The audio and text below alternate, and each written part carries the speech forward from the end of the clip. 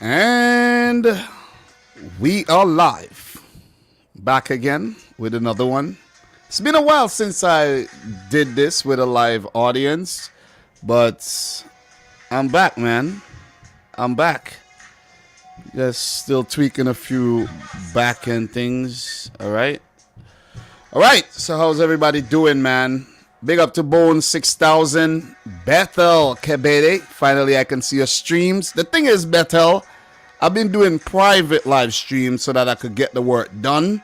But tonight, I just wanted to talk to you guys. You know what I'm saying? Because we have a lot to talk about. And I didn't want to, make individual videos for those. And the AFC World Cup qualifying games are coming up within about 6 hours, so might as well talk live and talk to you guys and get it done. I'd rather just get it done than not do it at all. I'd rather come live and get it done than be like, it's too late. So I want to talk to you guys, man, and we're gonna touch up on all confederations today briefly and see, just to keep up to date what's going on in terms of World Cup qualifiers. Guys, don't forget today's stream is brought to you by the lovely folks over at Medscape.com, who are the best in men's grooming. Dominic Rich is the code. Free shipping. Links in the description box down below. Trust me, your balls would thank you. Talk about Manscaped a little bit later on in the stream. How's everybody doing, man? Smith Yoon, Danny Ref in the house, Alistair Jeff, all the international football heads in the house. Ready to discuss these tasty World Cup qualifying matches in all confederations, and just to discuss who's going to make it and who's not going to make it and who's going to get close and who's been flopping and all that good stuff. So sit back, relax, and enjoy. Guys, we will be starting with CONMEBOL. So let's just pull up the World Cup qualifying page and we're going to go over the CONMEBOL and we're going to talk CONMEBOL. I want to talk Oceania. I want to talk Oceania today. I want to talk Europe today. I want to talk Africa today. But briefly, though, we're not going to take a whole year to do so. Big up to the boy Alejandro Loaiza, who's so happy Ecuador's doing well. Big Dom, been a while. Everyone leave a like. Ecuador. Big up to Alejandro, man. I seen you over on Michael Talks Football. Just, saying your piece. Very nice. Hope to have you on in the future. Yeah, you know what? As a matter of fact, Alejandro, when Ecuador does qualify, I want you on to have a chat. Okay? So, because I did predict Ecuador to qualify for the World Cup. Nobody forget that. I did predict Ecuador to qualify. Fabian Martinez, big up to you, moderate Mapper. Jordan Hyman in the house. Sydney Football, nice to see all the international football heads in here. Guys, I have my prediction, and I'm about to share it with you guys right now.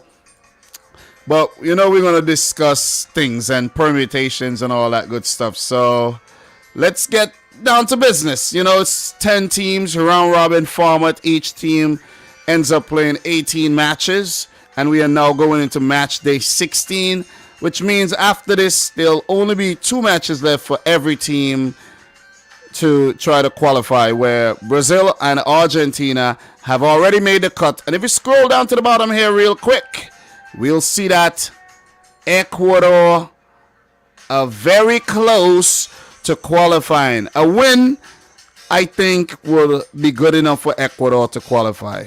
A win would be good enough. Ecuador does play Peru. They lost the first game, and they have to get something from this one. A draw or a win would be ideal. They got to get something from this game. So Brazil on top with 36 points. They did draw their last game to Ecuador. And with that being said, let's just recap the last set of matches before we actually get into this. So last time around, Ecuador and Brazil played to a 1-1 draw. That was a very feisty match, including 2 red cards, whole lot of VAR, controversial decisions. Allison got sent off twice, but both rescinded. And we had Paraguay losing to Uruguay a goal to nil. I did predict Uruguay to bounce back after after the move on from Oscar Tabarez. The new manager came in and did his business. I don't even remember his name right now, to be honest. I do know his name, but it's not Oscar Tabarez, who's been there for 15 plus years, so I can't remember the new one right now. But I do know what's going on. So Chile lost to Argentina 2-1. We had Peru beating Colombia. That was a big win. That was a huge win because Colombia were at home. They were joining a whole bunch of games and they needed a win, and they lost the game. Venezuela smashed Bolivia, who has a very terrible road farm though. So that was not really unexpected, but I thought that they were gonna, continue their good form and pick up something, and I thought they were gonna win the game. A rare away win for Bolivia, but they got completely destroyed by new manager Jose Peckerman and his boys. You see, I remember Jose Peckerman, but I just can't remember the freaking Uruguayan boss. But I'll get the name for you. And his name is Diego Alonso. Diego Alonso.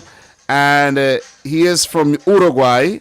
And he was a former Inter Miami head coach. So, Diego Alonso, first game in charge in World Cup qualifiers, 1 win. So complete turnaround from what Oscar Tabarez was actually doing there. So let us just go to the matches that's coming up, and then we'll talk the table. Okay, Bolivia played Chile. We have Uruguay, Venezuela, Argentina, Colombia, Brazil, Paraguay, Peru, Ecuador. Guys, write down your predictions. Okay, this is an interactive live stream. I do have mine written down, so share yours with me whenever I tell you to drop it in the chat.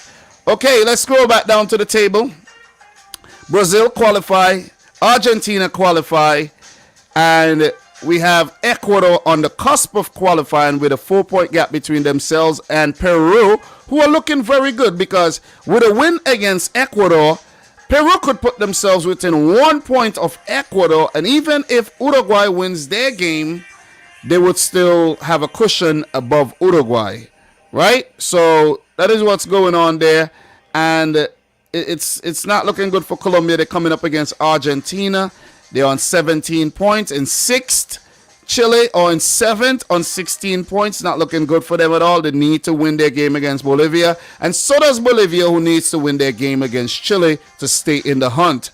For Paraguay, I do think that they are gone. I think it's over for Paraguay. They could only get a maximum of 22 points.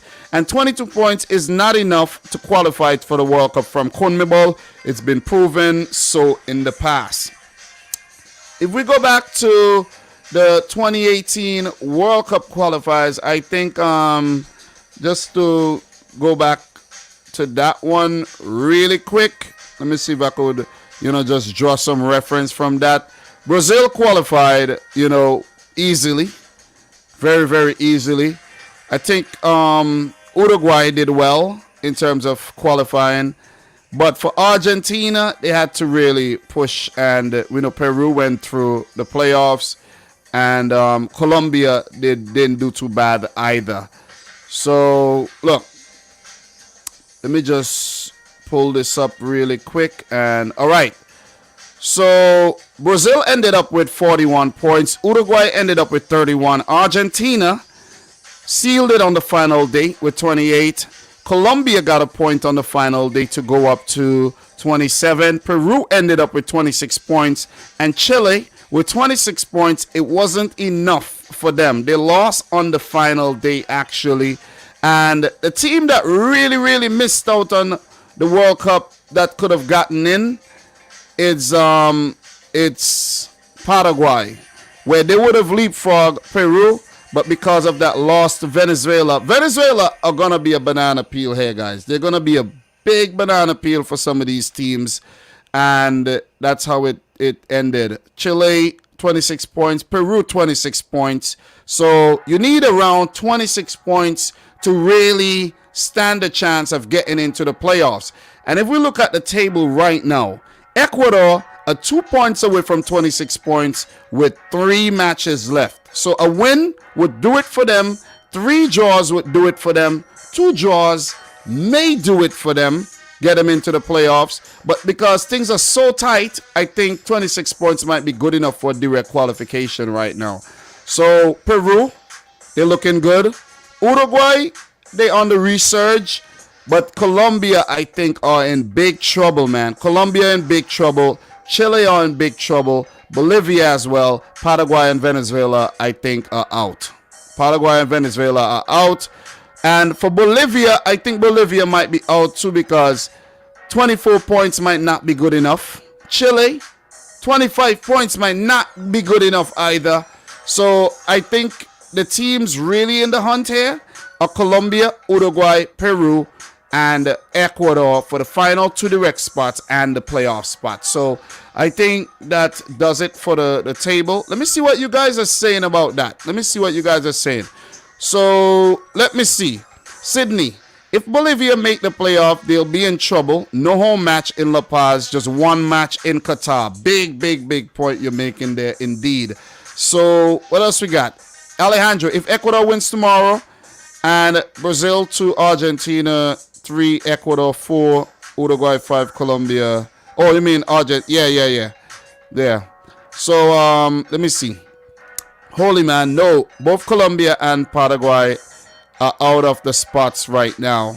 Imagine Bolivia qualifies from only home games. Yeah, I know, right? Sadly, Paraguay is out. Big up to Mr. Data. Bolivia will win on Chile. Thanks for that prediction. Yeah, the Solomons are from time to time. Fiji are a threat too. Guys, also have your predictions ready for Oceania. I have to talk about that today. So what else we got, man? I will talk about Canada a bit later. All right, so what we're going to be doing, we're going to get into the matches, and I'm going to let you guys know my predictions, and then we're going to keep it moving, though. There was an incident in one of the last games, guys. One of the last games. Let me actually get that thing really quick for you guys. There was an incident in one of the last games where some officials were actually suspended. All right, let me find that thing. Some officials were suspended for using vests as as the flag, as the linesman flags. So let me see that. Yeah, South American linesmen forgotten their flags on at the hotel and used broomsticks and stewards' coats as flags in the Chile versus Argentina until halftime. So they used broomstick plus the vests as the linesman flags, and I think they got suspended, which is crazy indeed. You know, I have a few articles that I saved that I want to touch on, but I should have done this already. But guys, the time has been of the essence, man. I'm telling you, been very, very, busy lately, and I've been very, very tired. So look, let's talk about these games, man. Let's not go down the rabbit holes right now. Let's talk about the games. So Bolivia versus Chile. Bolivia versus Chile. So yeah, the last game, it was a 1-1 draw, and that game was in Chile. Okay, Chile hosted that game, and it ended in a 1-1 draw. We know Bolivia got smashed in their last game against Venezuela. We know that, and they do not play very, very well on the road at all. But right now, Bolivia, they are 8th with 15 points after 15 games. They got 4 wins, and they did pick up a win against Peru at home. They beat Paraguay at home. They beat Uruguay at home. And the other win, let me just find the other win, was a 3-1 win against Venezuela at home. So they only seem to win games on home soil, and it is going to be a very, very tough one for Chile, who I think missed a trick in the last game against Argentina to get something from the game, preferably a win. And an Argentina team that was without Messi ended up beating Chile. And I was like, okay, Chile, you telling me you're going to miss out on back-to-back World Cups? Because that's a big loss. That was a big loss. You see what I'm saying? You're on home soil, and you had an opportunity to get the 3 points, and Martin Lasarte and his boys just missed the trick, man. I think the team has really aged out with a lot of the 100 cap men like Bravo and Mauricio Isla is up there. Sanchez. We had Vidal missing. He was actually suspended. Experienced guys like Vargas and Aranguiz and Eric Pulgar, Gary Medel. These guys just didn't step up though. Ben Brereton has been a breath of fresh air for Chile, but apart from that, it's the same old Chilean squad, man, that won back-to-back Copa Americas and then miss out on the World Cup after doing so. So, look, for this game, Bolivia, Marcelo Martins, what's his name again? Marcelo Martins, goddamn, can't remember his name right now. I don't know why I'm spacing it, but yeah, Moreno, Marcelo Martins Moreno, and his boys are going to be hard to beat. Coach Cesar Farias and his men, not Cesar Farias, yeah, Cesar Farias and his men love to play on home soil. When they're home at altitude in La Paz, the scenic La Paz in the mountains, yeah, they got their tails up and they're very difficult to beat. It's like they turn into prime Brazil when they're at home, but on the road, they are like a minnow, basically. I think that sums it up. So, Justiniano will be out. He got a red card in the last game, but, you have guys like Arce, Moreno, Miranda, and Bejarano. And these guys, ready to take on Chile. Guys, what do you think is going to happen here? I want to hear your prediction first. I have my prediction here. I want to hear what you guys think are going to happen. And as Michael Morris saying, altitude is just too much for traveling teams. Yeah, man. It's a big difference. It's a big difference. The air is thinner, and when you're not used to the altitude, it's just you get tired faster. There's not enough oxygen to operate, you know what I mean? So at an efficient level, and I think that's what actually helps Bolivia. Because the players are from there, they know the situation already. Maybe, and I think most of the players that they use are, born in Bolivia. Not like they use a lot of players that, live elsewhere and then they call them up. But, most of the players are definitely from there. So Alejandro Luez is saying altitude usually doesn't affect Chile, but with this aging squad, it definitely will. Look, I did some research, and Bolivia has 7 wins against Chile in their history. 6 of them have came in Bolivia. 6 of them, 6. So they only beat Chile at home. 1 rare win, I think, in Chile. But apart from that, the Chile as well have gone to Bolivia and picked up wins. So that's the thing. That is the thing. So Alyssa Jeffs will say, I can predict. What is the next clip from you, Dominic Rich? You will say, well done, South Korea. You deserve it. Yeah, that's going to have to wait until tomorrow, though, because I'll be at work, and it might be a long day at work, and that's going to have to wait until later on in the day where I come back to talk about these matches. So we'll do that. We'll do that as well tomorrow. There's a lot to do. Definitely a lot to do. So, look, let me see what you guys are saying. German Sisa, 3-1 to Bolivia. Cuthbert McVeigh, big up to you, bro. How are you? 2-1 to Chile. Let me see. By the way, you think Bolivia can upset Brazil in La Paz in March? It's quite possible. Anything is possible in La Paz, guys. Anything. Ethan Murray. Hey, my favorite YouTube. Thanks, man. Appreciate it. 2-2. Chile will be desperate for points, but will fall short of taking all three with the Bolivia home game. All right. Steve says, I think Brazil first, Argentina second, Ecuador third, Uruguay or Chile fourth, and Colombia fifth. That doesn't make any sense, Steve. You can't say Uruguay or Chile fourth and Colombia fifth. Colombia would have to be sixth if you put Uruguay or Chile fourth. All right? Come on, bro. You could do better than that. So, Sugar Bite, 2-1 to Bolivia. Benjamin Dobbs, 1-0 to Bolivia. Marcelo Martins is half Brazil. Yeah, he does look pretty different, though. So, 3-1. I didn't know that, though, but still. Yeah. 5-3 to Bolivia. I'm calling it. Damn. Wow. Anyways, let me see. Hopefully this channel will get successful to the point where you can go to work. You don't go to work anymore. That'll be awesome. Because like yesterday, I didn't go to work. And I stayed home and watched matches and just, uploaded videos and things like that. And, it felt good. It's pretty, tiring. Especially, when you have your wife coming down to check on you to ask you if you're done. You're done? Are you done? Are you done? You're not done? That's it. So, yeah, 0-0. 0-0. All right. 5-0 to Bolivia. Sofia Munoz, big up to you. Brazil, Argentina, Ecuador, Peru, Uruguay. Sounds solid to me. Uruguay loves the playoffs. Sounds solid to me, man. Good evening. That's Mr. Sally, 3-1 to Bolivia.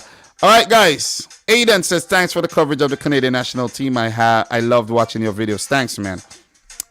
Okay. Yeah. My prediction for this game, I'm going for Bolivia to win this game.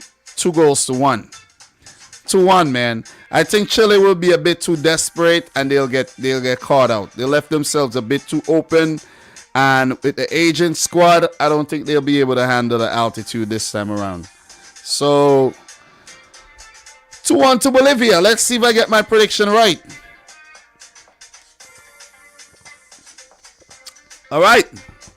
I will talk Asian qualifiers soon. You gotta wait. Definitely gotta wait. All right, so guys, I'm predicting 2-1 to Bolivia. Thanks for everybody who dropped their prediction. Appreciate it. We are gonna move right on. So let's move on.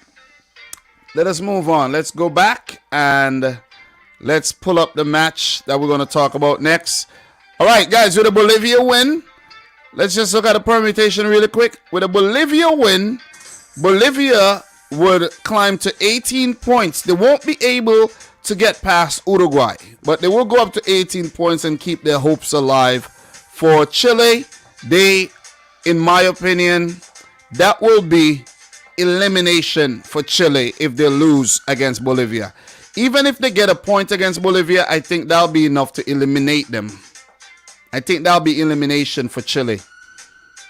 I think it will. It's harsh, but I think they have to win the game. It's a must win. On the other hand, a Chilean win would mean elimination for Bolivia.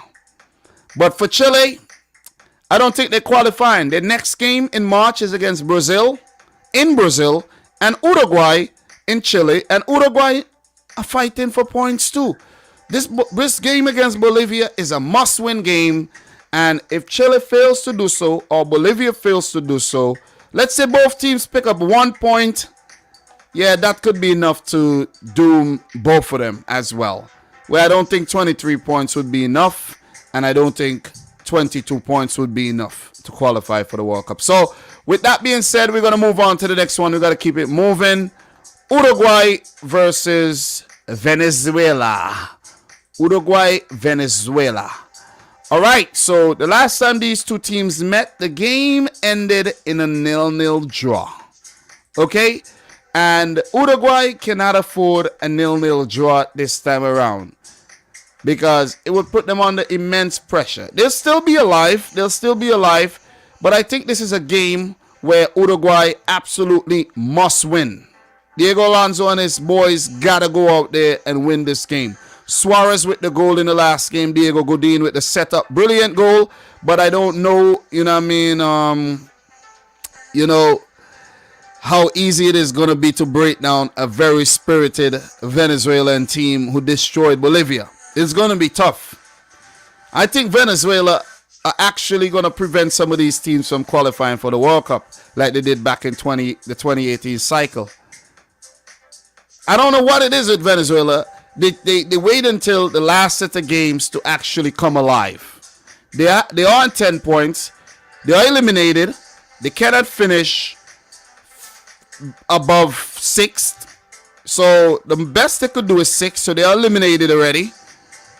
Let's just get that one clear. Bolivia are eliminated. Well, if they win 3 games, they can't finish above. Yeah, they can't finish above Uruguay. So Uruguay will get points. I think Colombia might get points. So they're eliminated. Definitely. And maybe not mathematically right now, but they're eliminated. This is a must-win game for Uruguay. I always say that when you play Bolivia and when you play Venezuela, if you fail to get points, you're in problems. And you saw what happened to Bolivia in the last game against Venezuela. The bottom teams, played against each other, and Bolivia, who were in the better form, they needed to get something from that game, and they didn't. And look at where they're at right now. See what I'm saying? They could get a maximum of 24 points still, but it's going to be hard. It's going to be real hard for Bolivia. So for this game, for Uruguay, they do look like the manager are trying new things with starting Pelestri in the last game. You saw Valverde, Nunez, Suarez. So, a lot of old faces, but a lot of new blood as well. And I think it's something that Oscar Tabarez wasn't actually doing. He was sticking to the old guard, and it was failing. So I actually think Uruguay are on the upward trajectory right now. And I do think they will get the better of Venezuela. Even though, Rondon scored a hat-trick in the last game. Marquise looked good. They do have a lot of firepower in their team, Venezuela. I think they just need a bit of guidance. Could Jose Peckerman actually guide Venezuela to a win or a draw against Uruguay?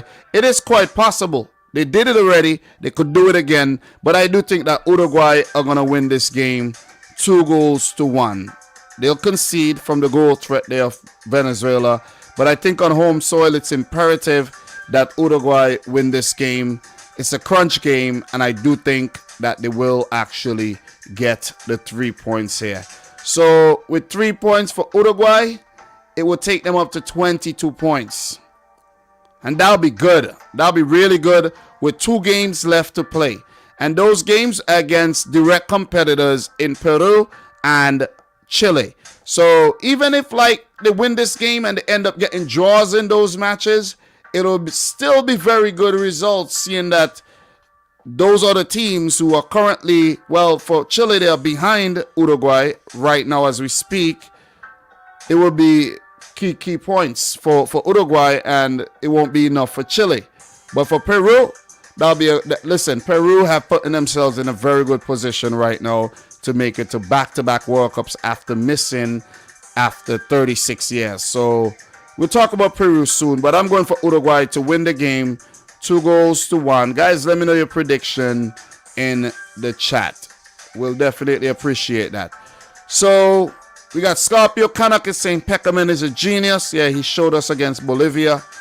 Let me see. Theodore Granite, must win for Uruguay indeed. Betel 0-0. Wow. What else we got, man? Drop the predictions, guys, on this game. Ethan Murray, I think 3-1 to Uruguay. 2-2. Uruguay going to drop points. Let me see. 2-1 to said Steve, or 3-1. I went with 2-1. All right. Cuthbert is saying 2-1 to Uruguay. 1-1, Benjamin Dobbs.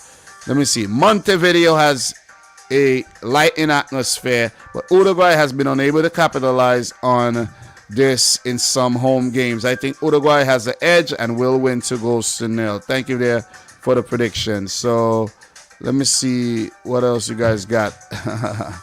So 2-0 for Uruguay. 451 Sport Talk.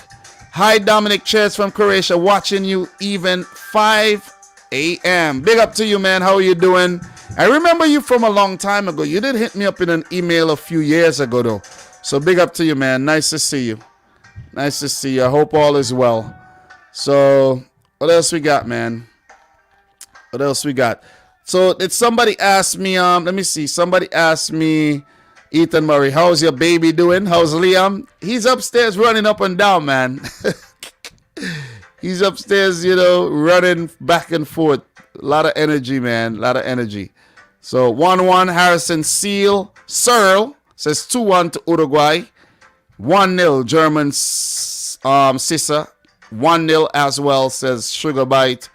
I was really confident Venezuela was making the World Cup 3 years ago. Yeah, I don't know why you did that, though. 3-1, says JG Channel. Julio Bonilla, 1-1. Italo Canero, 1-1. Big up to everybody who dropped predictions. If I didn't read out your prediction, my bad. I'll get you in the next one.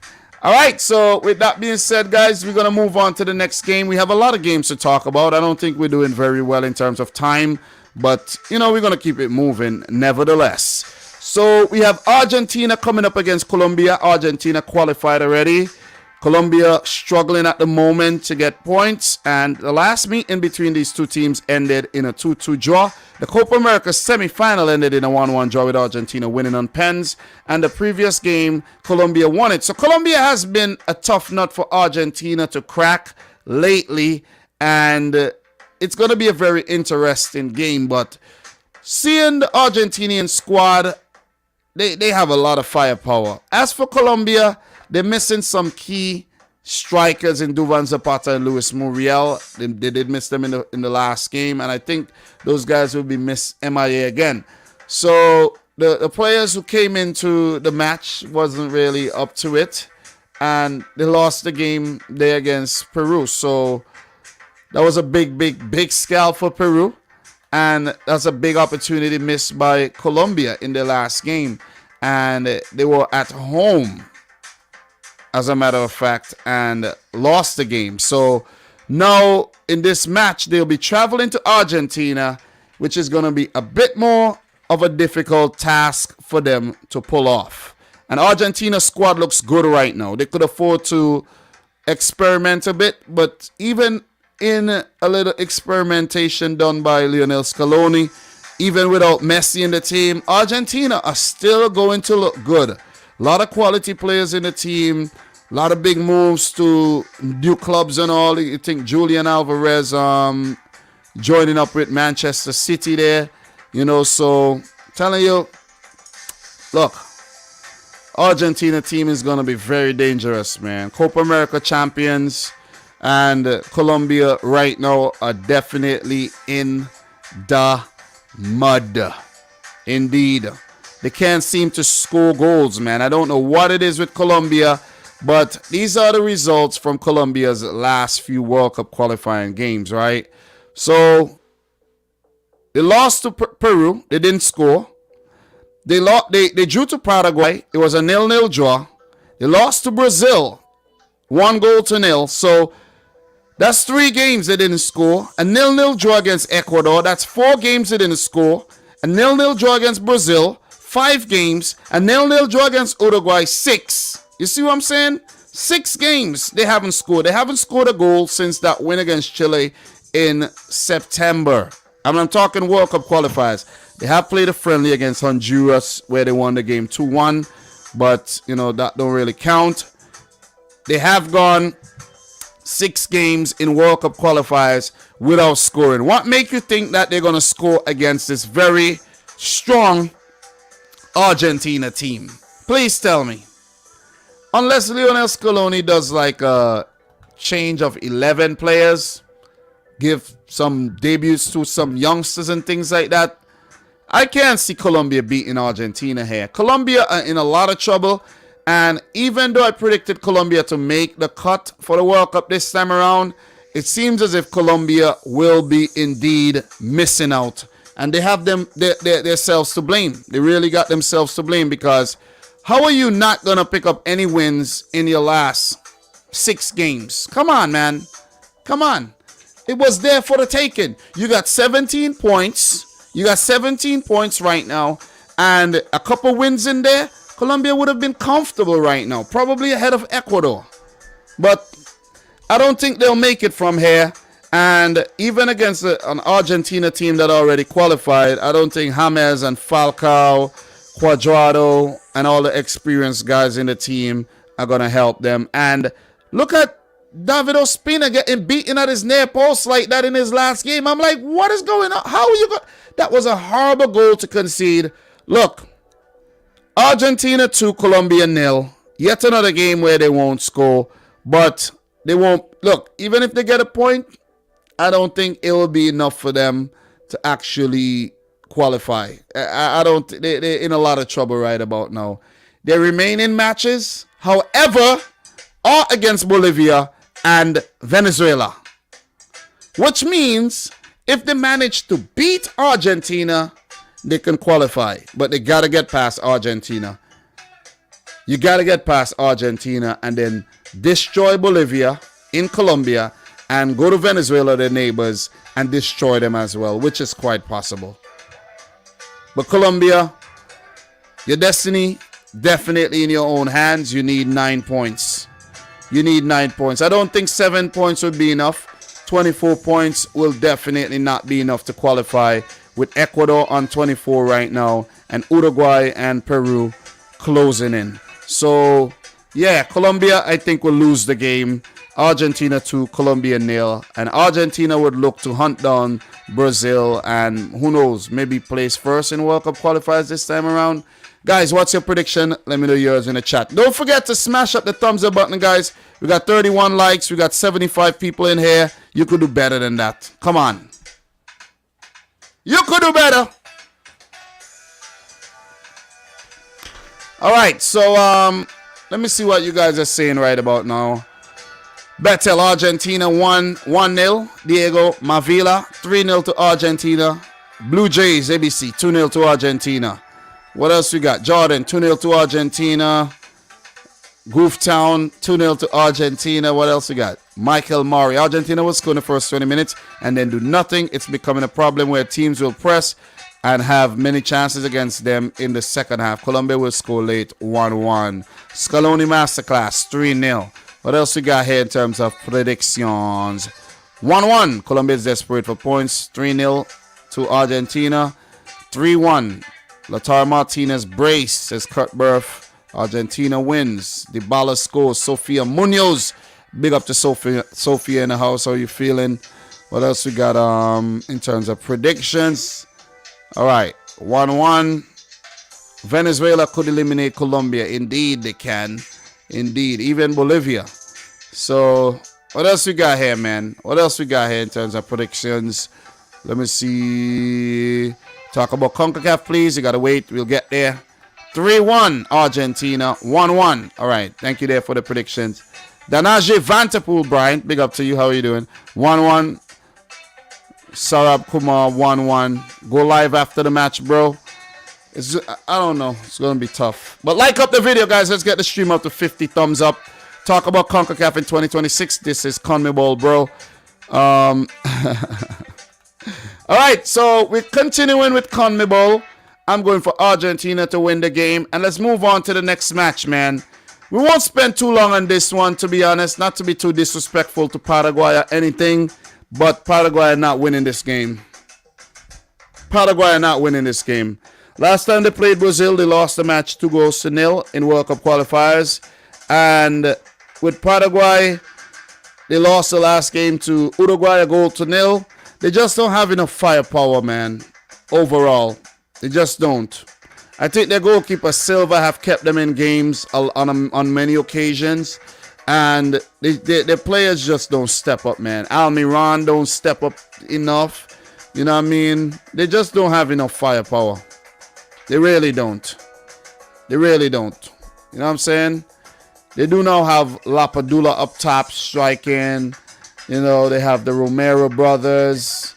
I think one of them are more prominent than the other. And it's just not enough, man. I don't think Paraguay have enough. They really don't. Sorry, Paraguay. You're not qualifying. Right now, 9 possible points. You could only get a maximum of 22 points, which means the best you could finish is 4th.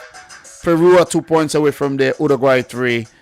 Paraguay are not qualifying. And coming up against Brazil, even though Brazil, a few players suspended for the game and everything, they would rotate and they would still put out a quality 11. We might see Gabriel Magalhaes get a game in this, in this fixture.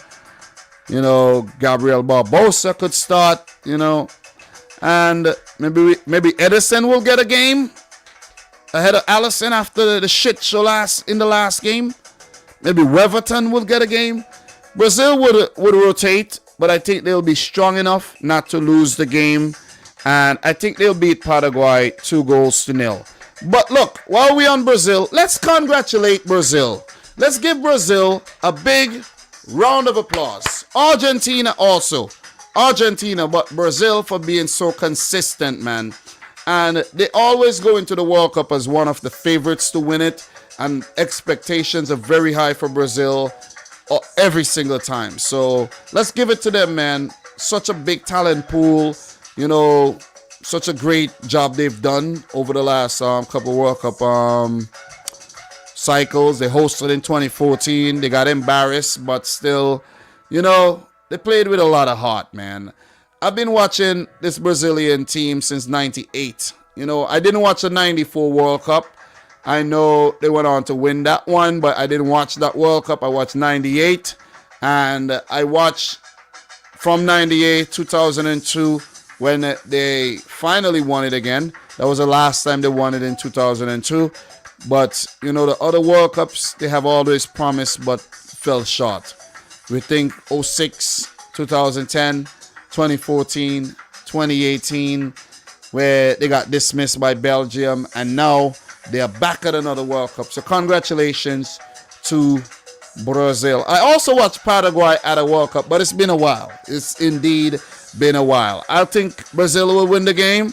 Paraguay are going to lose, and they will be eliminated officially after tomorrow's matches, in my opinion. So let me see what we got here. So, yeah. Oh, my God. Only applause to Argentina, not VAR. VAR still. Varzil. What we got, man? 1-0, 5-0. What else we got, man? 3-0. Says Smith Hughes. 3-1. JMF. What else we got? 1-0. Diego Mavila. I don't think there'll be a lot of goals, but they'll win the game. 4-1 to Brazil. 2-0 to Brazil. 3-0. We all going Brazil. Paraguay 100% winning. Don't think so. Don't think so at all. 4-0 Argentina. Thanks for that prediction. 2-0 says Steve to Brazil. So most people are actually predicting Brazil to win this game. What else we got? Lapadula is with Peru. Sorry there. That's guys like Sanabria, not Lapadula. Got mixed up. Lapadula is fresh playing in World Cup qualifiers as well. I should know that. So thank you there, Theodore Grandet. Sometimes, I make mistakes. I'm not perfect. It's all good, man. It's all good. But yeah, that's me trying to be fancy, calling out names and stuff. But appreciate that, man. Appreciate that. So yeah, Lapadula is ours in Peru, exactly. Yeah. So all good. You work too hard, Dom. Yeah, man. Yeah. So it's okay, man. It's okay. Lapagol, like Peruvians call him. Yeah. My bad. I do make some mistakes from time to time. It's okay. Not perfect. It's a lot of content to cover. So a lot of teams, a lot of names to remember. So if I mess up a little name here and there, it's understandable. At least I won't mess up a Brazilian and an Argentinian and things like that. You see what I'm saying? A Colombian. Yeah. But yeah, you get the point. So, okay, so that'll be it for that game. We're not going to linger too much on that one. We got a lot more to talk about. We got to talk Asia. We got to talk CONCACAF. And we got to touch on everything, man. I don't want to be here all night. I did take a nap earlier, so I do have some time, but I have work in the morning as well. So let's go back and let's talk about the last game from CONMEBOL. And that's a big one, if not one of the biggest ones, because these teams are very close in terms of, position in the table. Ecuador being third, and Peru being fourth right now, and Ecuador do have a 4-point gap over Peru. So, look, the last game between these two teams ended in a 2-0 win for Peru, and that was in the away leg. So now that Peru are home, Peru has been solid though. They have been solid. They have won 6, which is very important. They drawn only 2, which is very important because you win 6, that's 18 points. You draw 2, that's 20. But with teams like Colombia, who has only won 3 games and drawn 8, I listen, I've said it many times. Draws are like losses. A lot of times in certain scenarios, a draw is like, might as well you just lost the game, because sometimes a point does nothing for you. You see what I'm saying? Other times it does, right? But I really don't like draws. I hate draws. See what I'm saying? I might as well just lost the game. Seriously. It's like recently for Man City, that draw against Southampton, right? It just put Liverpool back in the equation. So you might as well just count it as an L. So this is a huge game though. This one is one of the hardest ones to predict. And both teams are playing very, very good football at the moment. The Peruvian team, a lot of guys from the last World Cup cycle. A few guys have aged out, but same core players, man. Cueva, Tapia, Advincula, Carrillo. You have Lapadula now.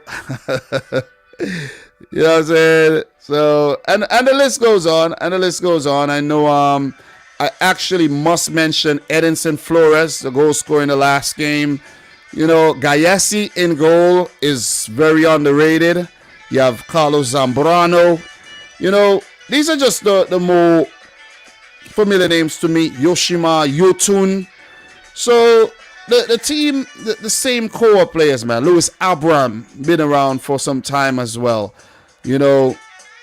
Look, it's a hard team to topple. Ricardo Gareca has been at the helm for quite some time, and this Peruvian team is going to be a tough team to play against in their remaining games.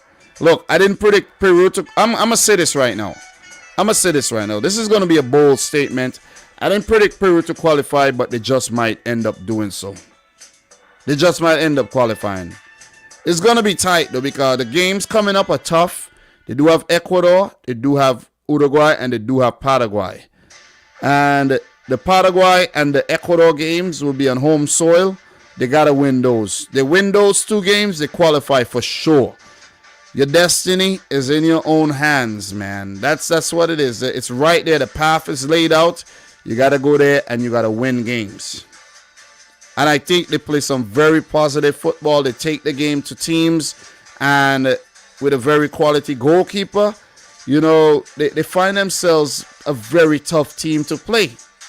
And we know that. We know that from the last 2 Copa Americas. We know that from the last World Cup cycle. They're a tough team to play. Ecuador, on the other hand, also, we've seen a rebirth of Ecuador where the youth mixed with a few experienced players have catapulted them into 3rd, and they're looking poised to make the World Cup once again after missing out in 2018. This game is a very difficult one to predict, and I found myself saying, listen, man, I can't separate these teams right now. I'm going to have to go for a draw. They really give Brazil a run for their money. Man.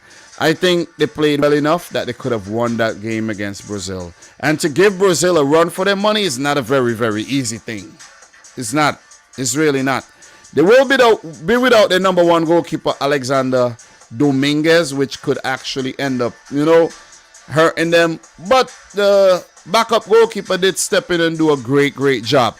But young players like Gonzalo Plata, oh man, the skills he put on against Brazil, dribbling around a few players. Moises Caicedo of Brighton and Hove Albion, You think Preciado, quality guys. Purvis, the boy Purvis. Villarreal man Purvis Estupinian is a quality player. And look, I'm not familiar with all the youngsters that was involved against Brazil, but there was a few not involved that's coming through the ranks as well. You know what I'm saying? And this Ecuadorian team is going to be a team to keep your eye on going forward. A lot of youngsters, man. A lot of youngsters coming through. So, look. Gustavo Alfaro and Ecuador versus Ricardo Gareca and Peru. I'm going for 1-1 draw. I think the teams are going to cancel each other out. It's not the most ideal result for Peru, but I think this will be one step closer for Ecuador to qualifying for the World Cup. Okay, I can't wait until tomorrow. It's already tomorrow for some of you guys. I can't wait to see the results of some of these games. I'm gonna tune into the matches, the best. You know, I don't even know if I watch the early games because I might be at work still. Might actually have. I might not. I might not. I need the money, but I might actually come home and watch these games because, you know, work would always be there, but the World Cup qualifiers are not going to be there. You know what I'm saying? They're not going to be there. You got to make quality prediction decisions these days, man. As much as I need the money to pay the freaking recurring bills every single month, I want to watch the football as well, you see? So, yeah. What's your predictions for this, guys? I'm going for a draw. Yeah, boring, but still, I'm going for a draw, man. 2-2 draw, Betel, Peru. What we got? Peru, says Smith Rune, 2-1. Peru again. That is fair, yeah, what we got? Peru 2-0. What else we got? 3-1 to Peru. Enough.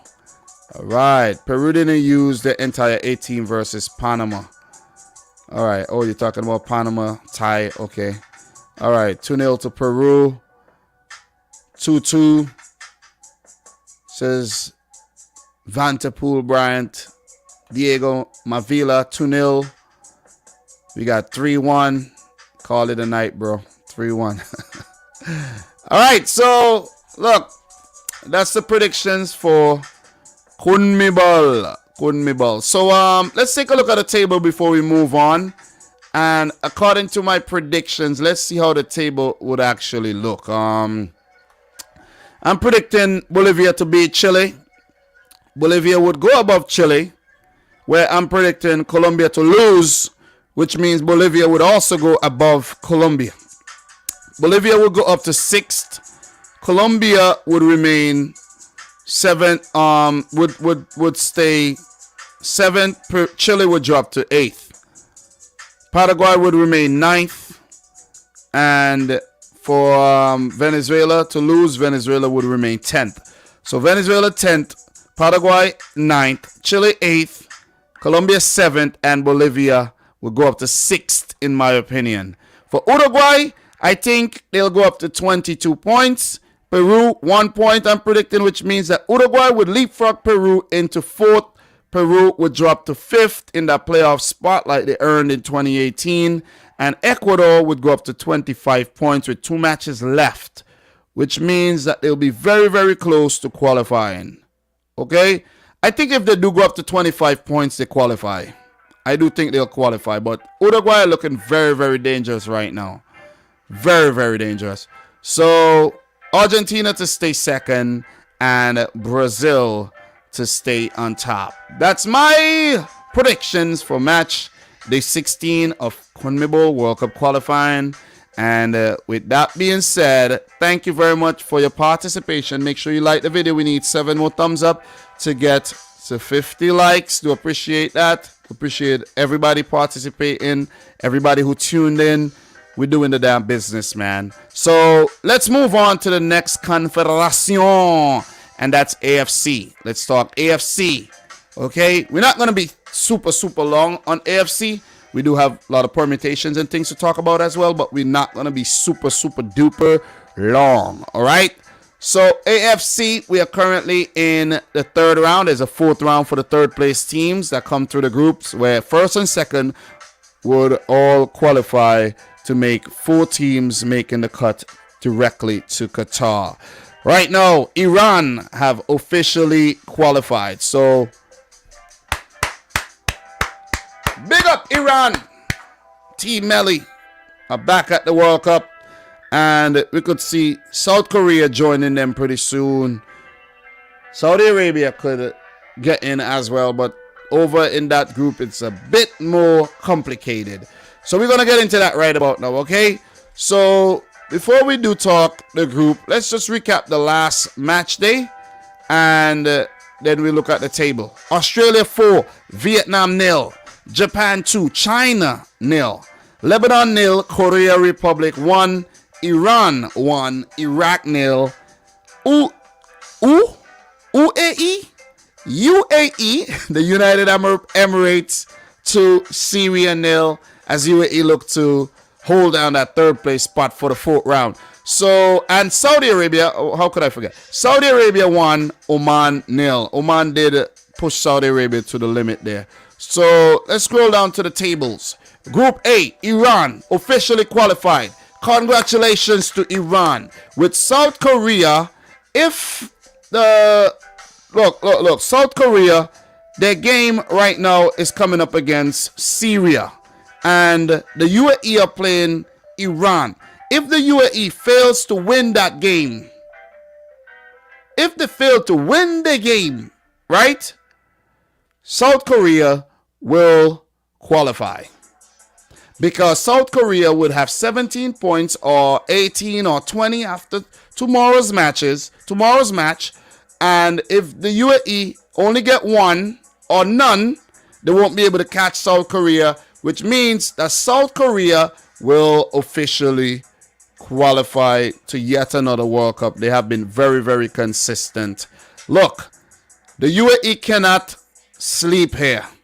They have to get something in the game against Iran, because Lebanon does play Iraq, and Lebanon could climb up the table 1 point behind the UAE if they lose, right? We're taking a look at the permutations right now and things like that, right? So that's a situation. For Iraq, a win against Lebanon would also put them within touching distance of the UAE if the UAE fail to win. So it's imperative that the UAE gets something against Iran, which is going to be very, very difficult to pull off. As for Syria, look, they're not out of it fully in terms of getting third. They would need to win their remaining matches to go up to 11 points and hope that the UAE and Lebanon and these teams flunk. But in terms of the top 2 spots, they cannot get that. For Iraq, they cannot get top 2 as well. And in terms of Lebanon, they also cannot get top 2. So the only teams that can get top 2 still are the UAE, Korea Republic, and Iran. Those are the only teams. So that's what the situation looks like in Group A. And with that being said, we're just going to move over to Group B. So Saudi Arabia, they're not home and dry as yet, where they are on 19 points. A win would be very good for Saudi Arabia, with Australia dropping points. If Australia lose their game against Oman or only pick up 1 point and Saudi Arabia wins, it would put Saudi Arabia in a very, very good position, where if Australia do pick up 1 point, Saudi Arabia would qualify directly with a win. 22 points, so Australia would only be able to get a maximum of 21 if they only get a draw against Oman. But if Australia picks up a victory against Oman, then Japan, Australia, and Saudi Arabia are all still in the hunt, where Saudi Arabia and Japan play tomorrow. So Group B is sizzling. It's really, really hot right now.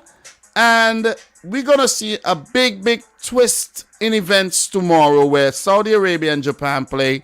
And one of these teams or both are going to draw points. So, look, Oman, I don't think they're going to get third, because they need to get all 9 points to go up to 16 points. I don't think that's going to happen. I don't think that's going to happen at all for Oman. I don't think it's going to happen for Oman. Sorry, Oman. Oh, man. I don't think it's going to happen, man. You know, I really don't. Because their remaining games are against Australia. They have Vietnam and China, but they have to win those. That's not guaranteed in March. They have to get something against Australia if they are to stay alive. And that's going to be very, very tough to pull off, seeing the way Australia playing some very, very good football right now on the Graham Arnold. So, look, Vietnam officially eliminated. China, if they fail to... Well, China right now are pretty much eliminated because they could only get a maximum of 14 points. Australia has 14 with a superior goal difference. China pretty much eliminated unless, let's say, they win all their games and then Australia fail to win any of their remaining matches and Australia goal difference, you know. So basically, China are not mathematically eliminated yet, but they're close. Very, very close. I don't think China will make it, guys. Do you agree with me or not? Come on. If there's anybody in the house who disagree with me, come on. Now it's time. They do have Saudi Arabia. They would have to beat Vietnam, something they've done already. They'll have to beat Saudi Arabia, and they'll have to beat Oman. And that's going to be very, very, very hard to pull off. They drew against Oman. They lost narrowly to Saudi Arabia. And they also had a thriller against Vietnam. So China has not been too bad, if you ask me, but just don't have enough oomph to get over, you know, the other teams. So with that being said, we spoke about the two groups. We talked about the matches that were played already on match day 7. And now let's talk match day 8. Let's predict these games. Okay? And look, let's start with the Group A matches. Let's scroll up to the Group A matches. Before we do, big up to everybody in the stream right about now. We got 90 plus people in here. Guys, make sure you smash the thumbs up button for the video. Don't forget today's stream is brought to you by the lovely folks over at manscaped.com, who are the best in men's grooming. Use the coupon code Dominic Rich to get yourself 20% off each and every one of your orders. Shipping is free. Links in the description box down below. Trust me, your balls. Well, thank you. We're talking ball, right? We're talking ball. Very appropriate stuff. So let's talk Lebanon versus Iraq here. The last meeting between these two teams ended in a 0-0 draw. And both these teams, Lebanon and Iraq, haven't been picking up wins, where Iraq are yet to get a win and Lebanon has a solitary win. Iraq has been joined. They've been the draw kings of the group with 4 draws, 3 losses. They have 4 points. Lebanon do have 5 points with 2 draws and a win. Look, this is a 6-pointer. This is an opportunity for either one of these teams to stake their claim to that 3rd place spot and put some pressure on the UAE. Because for Lebanon, they do have Iraq. That's beatable. It's a beatable team right now. They do have Syria, who are beatable, and their last game is against Iran. Iran already won. They already qualified, right? So they could experiment, and Lebanon could get the upper hand. So, look, the ball is in Lebanon's court here. Definitely. The ball is definitely in their court. As for Iraq, who has 4 points, they have the UAE. That's an opportunity to win against Lebanon, win against the UAE, and you have Syria. I think the pathway for Iraq is clear for 3rd. It's clear. It's just up to them if they want to get it. I think both teams, you know, haven't played badly. They have played a lot of pragmatic football, not very attacking, play with very little of the ball, and they have been thorn in the sides of oppositions where they're not very easy to break down, but they haven't been picking up the best results. For this game, I can't separate the two teams where they weren't able to separate themselves in the first match. And I'm afraid I'm going to have to jump and go with a 1-1 draw here. 1-1 between Lebanon and Iraq. I can't come up with another prediction here. Guys, let me do a prediction for this one. And I think with a 1-1 draw, that would definitely favor the UAE. And it would put the UAE in a very good position to come in third. And even for Syria, who has the odds stacked up against them, to get 3 points to put some pressure on the UAE as well. So it's going to be hard. I think the teams down 4th, 5th, and 6th are definitely struggling. Haven't won a game in the last 3 match days. Only Lebanon have picked up a win across the matches these teams have played. So I don't think they'll qualify. I don't think they'll even come in third and move on to the 4th round there. So 1-1 draw. What's your prediction? Let me know in the chat. Guys, don't forget, stick around. We got to talk CONCACAF. We will talk Oceania. We will touch on Europe slightly. Africa as well. We won't spend very long talking about those. 0-0. What else we got here, man? Syria is far from South Korea. What else we got? Lebanon 1, Iraq 0. 2-1 to Lebanon. I'm holding out hope.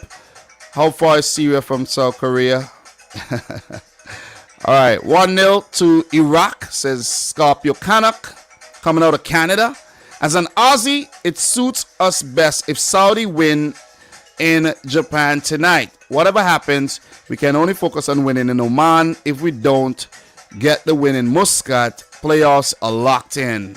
Yeah, it's important for Australia. We'll get there. 2-1. Lebanon should get this 2-1 at least. Hope. Okay, let me see. It's Vietnam 7 losses. China officially eliminated. Well, look, China, if we're dealing what, head to head, yeah, maybe. But yeah, it is what it is. China's not gonna make it. Let's just come to the conclusion there. They're not gonna make it. So let me see. The distances are crazy indeed.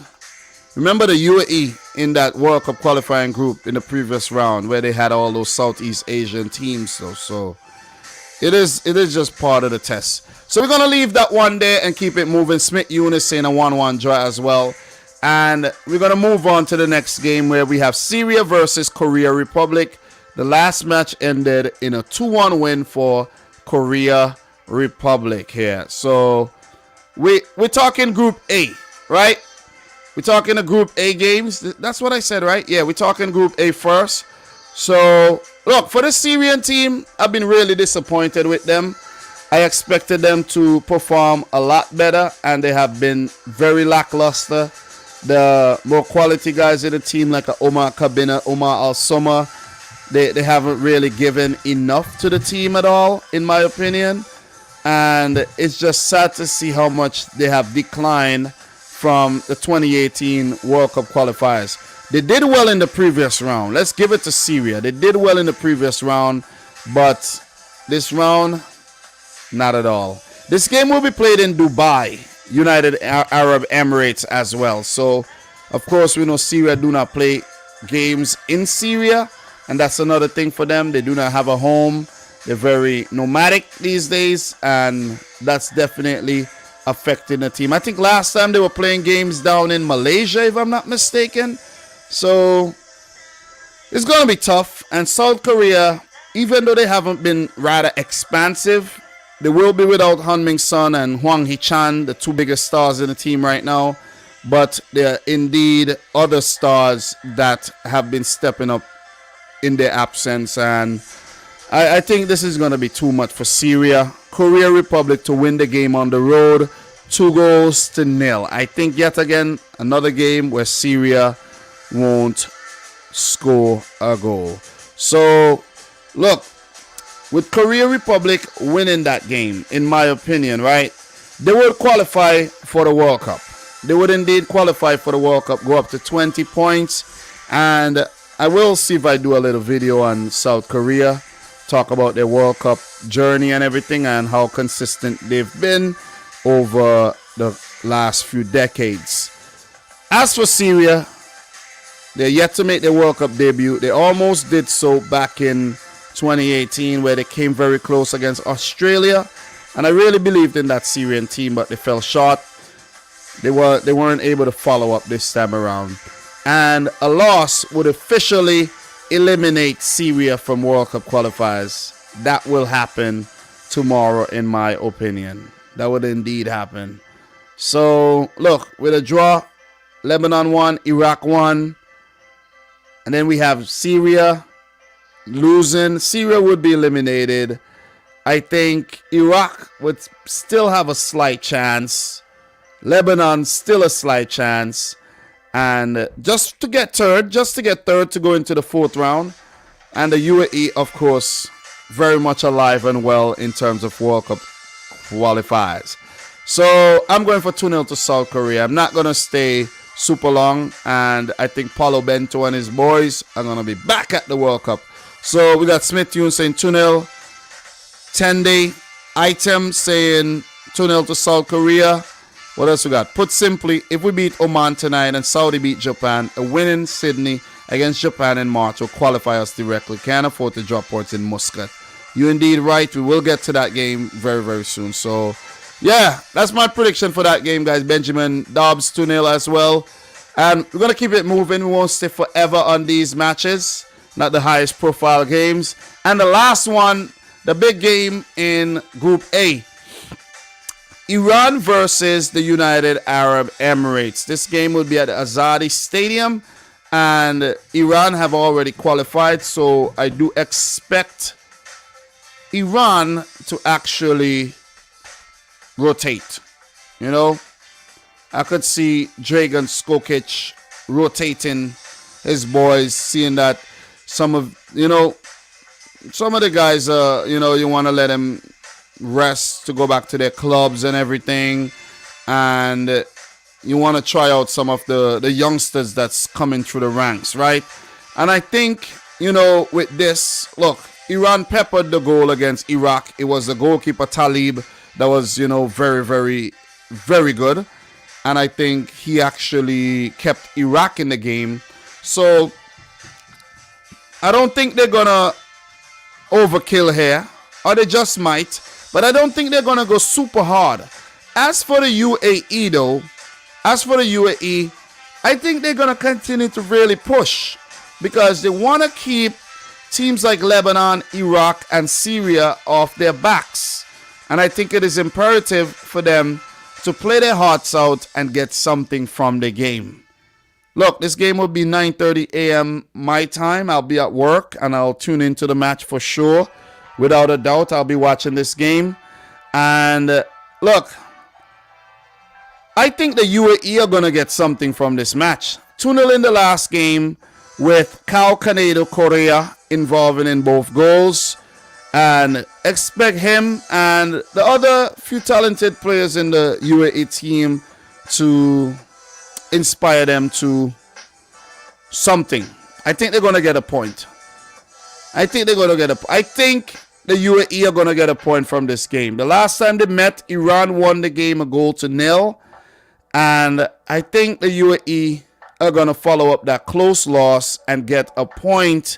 And a point for the UAE with the predictions that I've made so far will definitely and inevitably eliminate a few teams in this group as well. So with my prediction of Iraq and Lebanon to draw, look, a point would still keep those teams in the hunt, but it would take them very close to elimination. So the UAE, their remaining matches, Iran, Iraq, and South Korea. So they got to get something against this game, against the Iran. And I think, in the game against Iraq, they should get something as well. They play South Korea on the final match day where you never know what would happen there. So I think the UAE would definitely be locked in for third to go into the fourth round. So that's how it's looking. And the UAE would be playing against one of Saudi Arabia, Japan or Australia, but I think it will be either Japan or Australia there in the 4th round. So that does it for Group A. And if my predictions do happen, let's scroll down to the table right now and go back to Group A. If my predictions do happen, well, South Korea would actually stay second on goal difference here.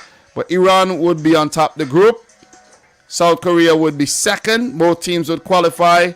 The UAE would stay third. Lebanon would stay. The table would actually remain the same according to my predictions. So let's move on to Group B. Let me see what you guys are saying in the chat here right about now. We got Bethel saying a 1-1 draw. We have undecided Chan, 2-1 to the UAE, 1-0 to Iran. Canada going for gold. What else we got here? Big up to Nippon. How are you? Nippon changing up his name. Nippon Sharma Sports TV. God damn, Nippon. Mad extra with the NS Sports TV. Why you didn't just put NS Sports, bro? I like NS Sports. NS Sports. What are you trying to be like, Don Robbie? What is Don Robbie's channel called now? DR Sports or something like that? I think. Yeah, so. But yeah, big up to everybody who dropped predictions, though. We're going to keep it moving. Guys, make sure you like the video. We got 57 likes. Let's try to get the like count up to 75, okay? We got CONCACAF to talk. I'm doing my CONCACAF predictions today. Getting it out of the way. Definitely striking while the iron's hot. Okay, let's move on to Group B here. Let's start with the big game between Japan and Saudi Arabia. So last time around, Saudi Arabia won the game 1-0. And it have put Saudi Arabia, Herve Renard's men, in a very, very good position above Hajime Moriyasu's Samurai Blue, where the Samurais find themselves in second, just a point above Australia in third, and 4 points behind Saudi Arabia. So this is a great opportunity to close the gap between Japan and Saudi Arabia. And for Japan, this would be a home game. Saudi Arabia didn't look overly convincing in the last game at all. And Japan, they picked off China. They really picked off the Chinese there. So, look, it's a tough game to predict because I think Saudi Arabia was very poor in the first half of their match, their last game there against Oman. But in the second half, they pulled things back. They got a scrappy goal. But then Oman fought back at the end and almost got a goal. So Saudi Arabia not looking too sharp coming in this game. Salman Al-Faraj is out, you know what I mean? And it was a rather disjointed performance by the Green Falcons, in my opinion. So, look, seeing that they're still a very competitive bunch, and the Japanese team also, we know, very, very good, the quality that they have in their setup as well. A lot of experienced guys from the 2018 World Cup cycle. A lot of new guys coming through. Jonya Ito, you know what I'm saying? Asano. You know, Minamino is still in the ranks. Look, Nagatomo, Haraguchi. Lovely names, man. Love them Japanese names. Look, I think this game is going to end in a draw. It's either going to be a Japan win or a draw. But I'm going for a 1-1 draw here. Saudi Arabia not winning this game, in my opinion.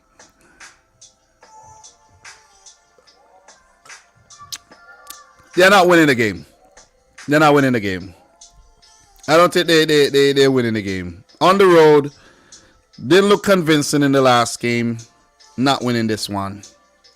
See the Japan win or draw.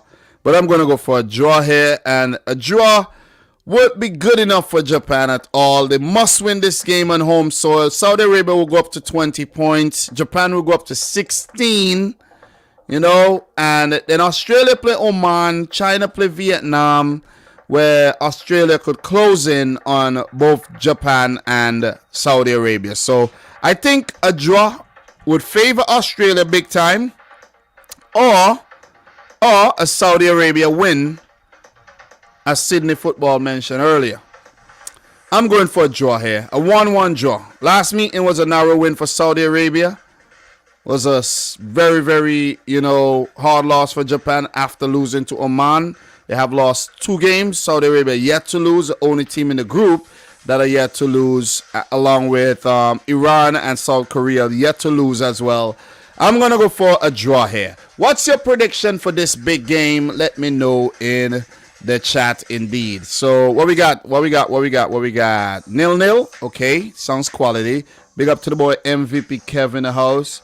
Big up to MVP Kev, who's been supporting the streams lately, man. I appreciate you. And MVP Kev, I'm gonna hook you up, bro. I'm gonna hook you up. Thanks for supporting the thing. Big up to the boy Demo Dre, man. Appreciate the continuous hard work, bro. Thank you very much. Guys, we're closing in on 50K subs, man. I never thought that I would have done this well at the back end of January, but I've been putting in the work with the content, the transfer news, talking about those Liverpool transfers as well have definitely helped. And these World Cup qualifying and, of course, the Africa Cup of Nations. So I've been really pushing it to the limit, man. AFCON, World Cup qualifiers, transfers. And as soon as these things are over, we got to jump right back into the Champions League. There's FA Cup coming up, and there's the league coming up again. So it's non-stop work. That's why you guys got to like up the video and appreciate the content and support it in whatever way you can. Okay? It ain't easy out here, man, for content creator. We got to record. We got to edit. We got to make thumbnails. You got to source music. We got to interact with you. We have to, it is so much. You got to reply to comments. It is so much. I'm only one man. Like up the blood plate video. Anyways.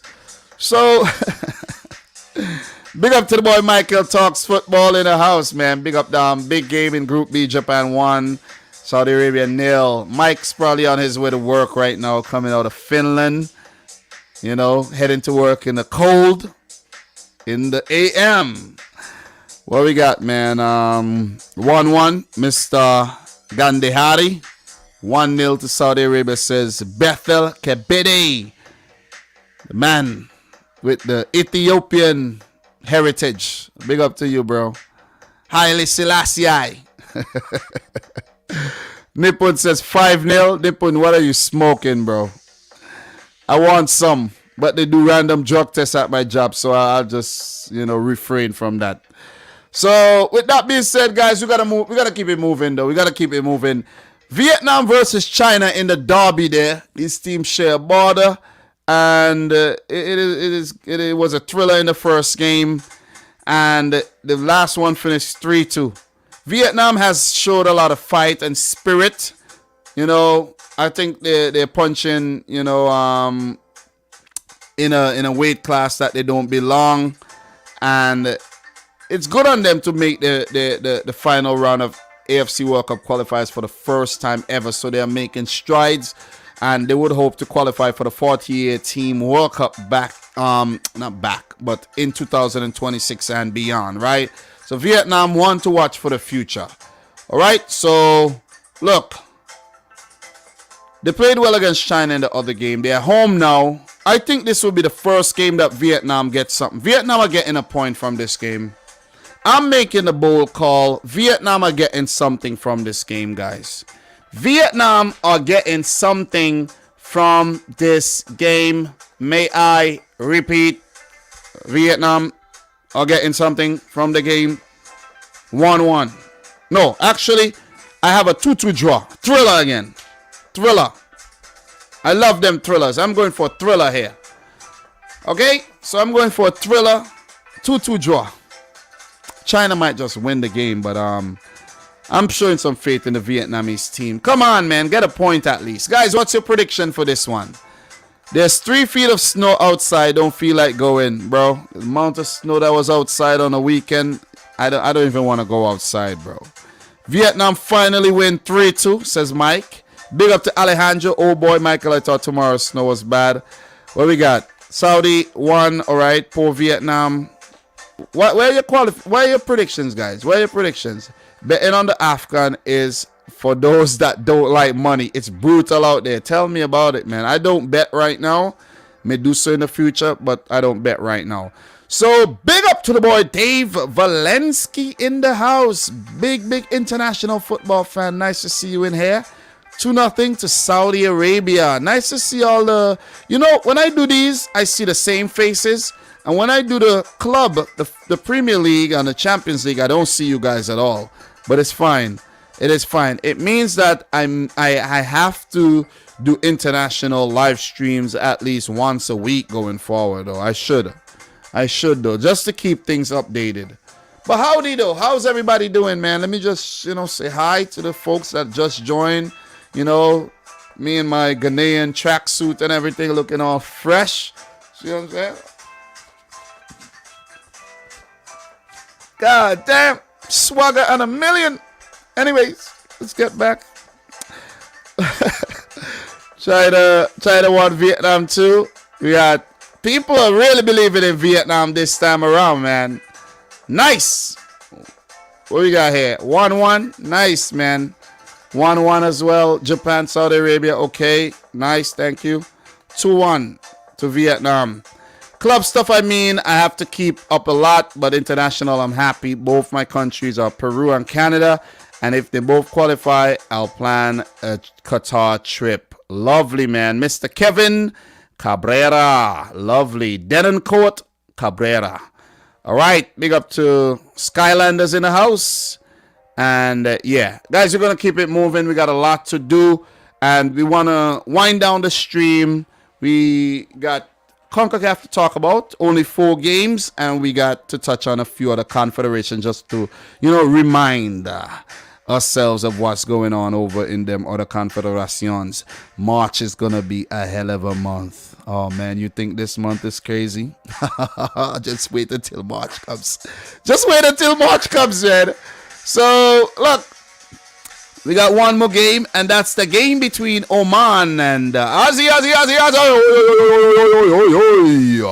So Australia versus Oman. Australia really dominated in their last game against Vietnam, while Oman did put up a very valiant effort against Saudi Arabia. The last time these two teams met, the Aussies won the game 3-1. So quality performance by Australia in that game.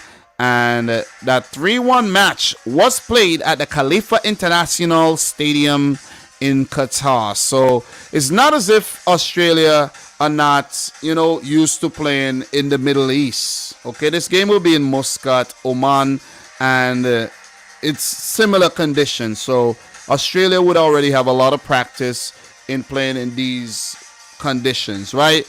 So look, for Australia, I think they can't. Their destiny is in their own hands. They're a confident bunch right now. The team, I think, is a very underrated team. I was watching the game. I was looking at the players involved, and I'm like, Australia got a decent team, Probably more than decent. They got a very good team. And I think Australia going into the playoffs would be a very dangerous team for a South American outfit to play right now. Seriously. But I think Australia would want to avoid the playoffs. And they would want to put Japan into the playoffs, where Japan, who recently participated at the Copa America, would actually have to, think and think and say, oh man, that was practice, right? So Oman versus Australia here. Oman started out very well with a big win against Japan, but they have really fizzled out since then. They have only picked up 1 win in, 6 games since then, and that win did come against Vietnam. That was a 3-1 win against Vietnam. So they haven't performed well after that win against Japan, where they lost to Saudi Arabia twice, they lost to Australia, they drew to China, and they lost the return leg to Japan. So Oman here, look, Oman are a team that could make their World Cup debut in the future, but this time around, I think it's a bit too much for them. I have Australia winning this game though, but by a 2-1 margin. I think the quality of Australia would shine through on the day. They have a lot of goal threat. They play some silky football. Oman will be difficult to break down, but will also be a threat on a goal, and I think they'll get one. But Australia would win the game and do the double over Oman. And with this win, Australia would leapfrog Japan if Japan picks up a draw against Saudi Arabia. And Australia will go up to 17 points, while Japan would be on 16, in my opinion. So Australia would go back into second here, and Japan to third. And guess what? Australia and Japan do play each other in March. Australia actually got the tougher fixtures, though. They have both Japan and Australia. I said Australia. They have both Japan and Saudi Arabia in March, which is very tough. Very, very, very tough. Very tough. For Japan in March, they got Vietnam and Australia. So even if they lose the game to Saudi Arabia and Australia go and win, Japan would then need to beat Australia and then beat Vietnam. But there's also a situation where, let's say Australia beat Oman. Let's get back to the table, right? I think Australia would beat Oman here, right? Australia beat Oman. All right, we lost a thing there, but let's go back to round 3. Let's go to the table. I wasn't actually clicking those. That's why I lost the thing, right? So this group is more complicated than the other group, right? So let's say Saudi Arabia, Japan draw tomorrow. Japan go up to 16 points. Saudi Arabia go up to 20. Australia go up to 17 with a win against Oman. Let's say Japan beat Australia then. Japan go past Australia to go up to 19 points. Australia stay on 17. And then Saudi Arabia, let's say Saudi Arabia win their game. Saudi Arabia, I think, are looking good in this whole thing right now, right? So for Saudi Arabia, coming up next month, they do have China. I think they'll beat China. So Saudi Arabia should go up to about 23 points, and then they have Australia. So I think ultimately, to not confuse you guys, I think it's between Japan and Australia scrapping it out for that second direct spot in Group B. Guys, take your picks. Let me know who you think will qualify from Group B, whether it's Saudi Arabia, Japan, or Saudi Arabia, Australia. But Oman should be out, China and Vietnam. Over on the other side, Iran and Korea Republic will qualify, with the UAE going into the 4th round. So it's either going to be the UAE versus Japan or Australia, and one of those teams will play the 5th place team from South America. And that would do it for Asian World Cup qualifiers predictions. That's coming up tomorrow. So in an hour and a half, I've done CONMEBOL and I've done Asia. I think I've done a pretty good job. If I was actually doing this privately, it would have only taken me like 35 minutes. But I wanted to talk to you guys tonight, though. I wanted to interact with you guys tonight and go a bit more in depth, because this is something I haven't done for a while. I haven't done a live stream with a live audience for a while. But I have been doing live streams by myself, which is pretty weird, but it's quite productive, though. It's very productive, I'm telling you guys, because I won't be doing all this, and this takes up a lot of time.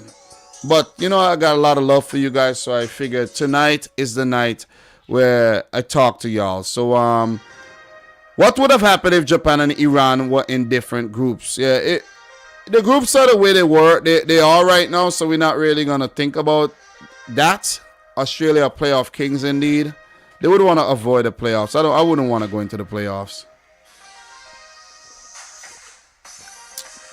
I wouldn't want to go into the playoffs. Guys, we need 12 more thumbs up to hit 75. Could we get there? Come on. It has just hit midnight, and we are winding down tonight's stream. So, with that being said, guys, we are definitely going to keep it moving, right? But before we do, let's take a word from our sponsors, Manscaped, who are the best in men's grooming. So, cheers to 2022 and resolutions you can actually keep. How about upgrading your grooming routine for the new year? Our sponsors at Manscaped are here to make the ball drop into 2022 the cleanest ever. Set your first New Year's resolution with good intentions and join the 4 million men worldwide who trust Manscaped. With our exclusive offer, go to manscaped.com and use coupon code Dominic Rich to get 20% off plus free shipping.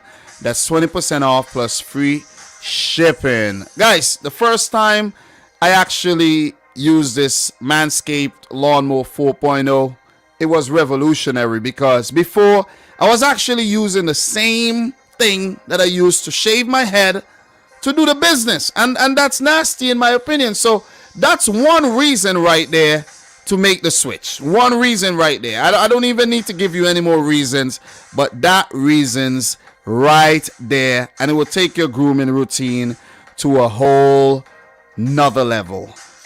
It's a new year, and I know you like to say it's a new year, new me, but make it a new year, new me with the global leaders in male grooming. This year, take your grooming to the next level with their Performance Package 4.0 and brand new Ultra Premium Body Wash. Inside the Performance Package 4.0, let's just scroll down to the Performance Package 4.0. You could see the Lawnmower 4.0 right there. Let's get the Performance Package 4.0 right there on the screen. Performance Package 4.0. The Performance Package 4.0. Let's get that right there. And you see, you'll find the Signature Lawnmower 4.0. This electric trimmer is designed to trim hair on loose skin. The advanced skin safe technology reduces cuts and nicks all over. It also comes equipped with a 4000K LED spotlight that will shine a light into the promised land 2022 looks to be. You have wild hairs coming out of your ears or nose. Well, Manscaped can solve that problem too with their Weed Whacker. This nose and hair trimmer uses a 9,000 RPM motor-powered 360-degree rotary dual blade system to provide proprietary skin-safe technology which helps prevent nicks, snags, and tugs in those delicate holes. Polish off your stellar routine with free gifts including a Manscaped Shed travel bag and anti-chafing boxer briefs to keep all your goodies stored comfortably. And the new product that needs no introduction, the Ultra Premium Body Wash from Manscaped, solves all three for the perfect addition to your daily grooming routine. But in the shower, this body wash smells great too. It's cologne infused with aloe vera and sea salt to keep your skin feeling clean, nice, and moisturized. Let's kick this comfort and poor hygiene to the curb this year and use the best tools for the job. Whether your resolution is to work out more or travel to new places, be sure to travel to manscaped.com for our exclusive offer of 20% off plus free shipping at the code Dominic Rich. All the links will be in the description box down below. Cheers to grooming with the best of the best in 2022. Coupon code Dominic Rich. Shipping is always free. Link in the description box. Trust me, your balls would thank you. So, yeah, guys, big up to everybody who stuck around for that. It is necessary that I do a read, and it is required. So, thank you very much for, listening and everything. But we will continue with the show. So, I appreciate that, though. You know what I'm saying? Thanks for the support, guys. You guys are the real deal. All right, so with that being said, guys, we are going to do something, and we're going to do something very, very special here. And with that being said, we're going to talk the OFC. But before we do, big up to Dave Valensky for dropping the $4.99 super chat. It says, since we're starting with CONCACAF, there is rumors that The US and Honduras game might be postponed because of weather. Okay, I didn't hear about that. We will get to CONCACAF just now, but let's just do something special here. Remember, CONCACAF and Oceania are intertwined now, where they will play the Interconfederation playoffs. So it is important that I touch on Oceania, where we didn't have any info before, but now we do have information on that confederation. So, let me just locate my notes right now, and we'll get into this. So if there's anybody in here from Oceania, big up to you. Thanks for tuning in. And yeah, appreciate it. So let's take a look at Oceania and what's going on in that confederation. This should only take about 5 to 10 minutes, right? Shouldn't be super long.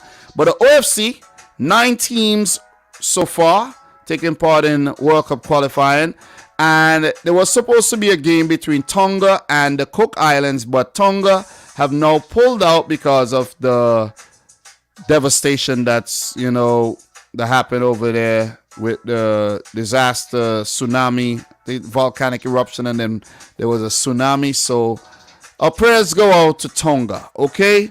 So that means that the Cook Islands will get a bye into the group stage, where they are in Group A.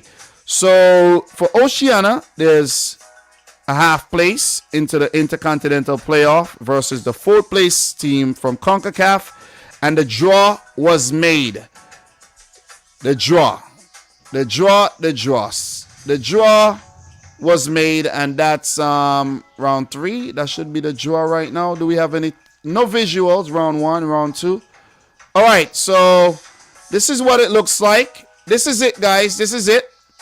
This is the groups right here. These are the groups, and the groups are made up of Solomon Islands, Tahiti, Vanuatu, and now Cook Islands. It needs to be updated, but it has been announced that Tonga have pulled out. So this group is a little, weird to actually predict, if you ask me.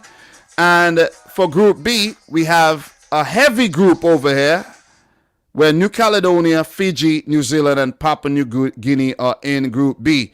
This group is the group of death, of course, while the other group is the group of life.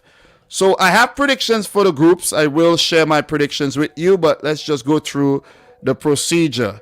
So look, the 2 group winners and the 2 group runners-up will qualify for the semifinals, and then the winners of the 2 semifinals would meet in the final to see who play the CONCACAF representatives in the FIFA Intercontinental Playoff in June 2022 for a place at Qatar 2022.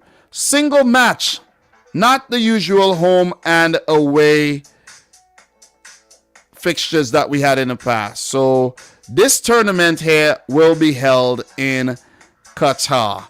So just to give you some insight on Oceania before we predict these groups, in 2018, New Zealand played the Solomon Islands, where they won that playoff, and went on to play Peru, where New Zealand lost 2-0 on aggregate.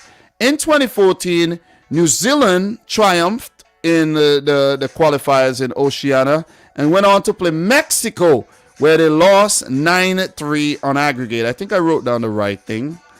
And in 2010, however, New Zealand came through again and played Bahrain, the AFC representatives, and they won against Bahrain. And New Zealand qualified for the World Cup for only the 2nd time, where they previously qualified back in 1982. So let's see if we'll see New Zealand at the World Cup this time around. And New Zealand, very famous for qualifying for the 2010 World Cup in South Africa and drawing all 3 matches, so they didn't lose a single game. Back in 2006, Australia, they played Solomon Islands in the playoff and triumphed to go on to play Uruguay, where they defeated the South Americans 4-2 on penalties. And Australia made their way back to the World Cup, having previously qualified back in 1974. So only 2 teams from Oceania have ever qualified for the World Cup, being Australia and New Zealand. And from the OFC, they came through on 2 occasions. Australia, of course, we know have been back since then, as they are now a member of the AFC. So my predictions for the groups, guys. In Group A, I'm predicting Vanuatu to top the group. I looked at the squads, and Vanuatu had the more experienced and the more settled team, while the other squads, Solomon Island doesn't look too bad, but the other squads in Tahiti and Cook Islands, they look like they just send up some schoolboys without experience to participate in these qualifiers. So I'm going to go for Vanuatu to top the group, Solomon Islands to come in second to move on to the semis, Tahiti to come in third, and the Cook Islands to come in fourth. So for the second group, which is Group B, guys, could we see an upset in Group B here? We could see some upsets, but I'm going for New Zealand to qualify as the number one team from this group to move into the semis. And then coming in second, I'm going for Fiji. They do have a player by the name of Roy Kishner, who's very, good and, and could inspire Fiji to, who knows, maybe the Intercontinental playoffs. But I'm going for New Zealand and Fiji to come through Group B. New Caledonia, who do have some good quality team players from teams like Magenta and Hingin Sport. And I'm going for Papua New Guinea to come in fourth. This group is very tough to predict, but these are my predictions. Officially, my predictions for the Oceania World Cup qualifiers, the groups. And look, we have games coming up where, who knows, maybe in March I'll predict some of these games. Yeah, why not? Why not? We'll incorporate Oceania into our setup. We show some love to Oceania. If anybody from Oceania watching this right now, just smash the thumbs up button. Much love to you. You're a forgotten confederation, but we're not gonna forget you on Dominic Rich FC. So this is round 2, where round 1 has been canceled. So we're going straight into round 2. Then there's round 3, and then there's the second semifinal, and the final. So yeah. That'll be it for Oceania. That's my predictions. That's the preview for World Cup qualifiers for 2022 Qatar. Talk to me, guys. Talk to me. What we got here? Big up to Cameron Andrews in the house. So basically, we are finding out who is losing to Panama. So what we got here? Big up to Vanuatu. OFC playing Qatar. What an absolute joke, if you ask me. Well, it's because of coronavirus and things like that, you know what I'm saying? So it is what it is. Just to get things going, just to get it, done. I think that's the reason why they did it. So still can't believe that with all these new teams coming in for 2026, they don't give Oceania at least 2 spots. I know a team like Papua New Guinea would get destroyed, but a second team should be added. They do have one team, but I feel you though. 2 teams won't be bad. 2 teams would actually help develop the confederation, if you ask me. And a fun fact, New Zealand were the only undefeated team in 2010 World Cup. Yeah, cool.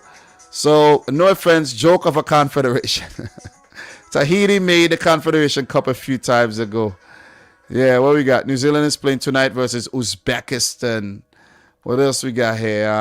But big up to everybody who dropped their opinion on this. Colombia versus Japan, Intercontinental Playoff.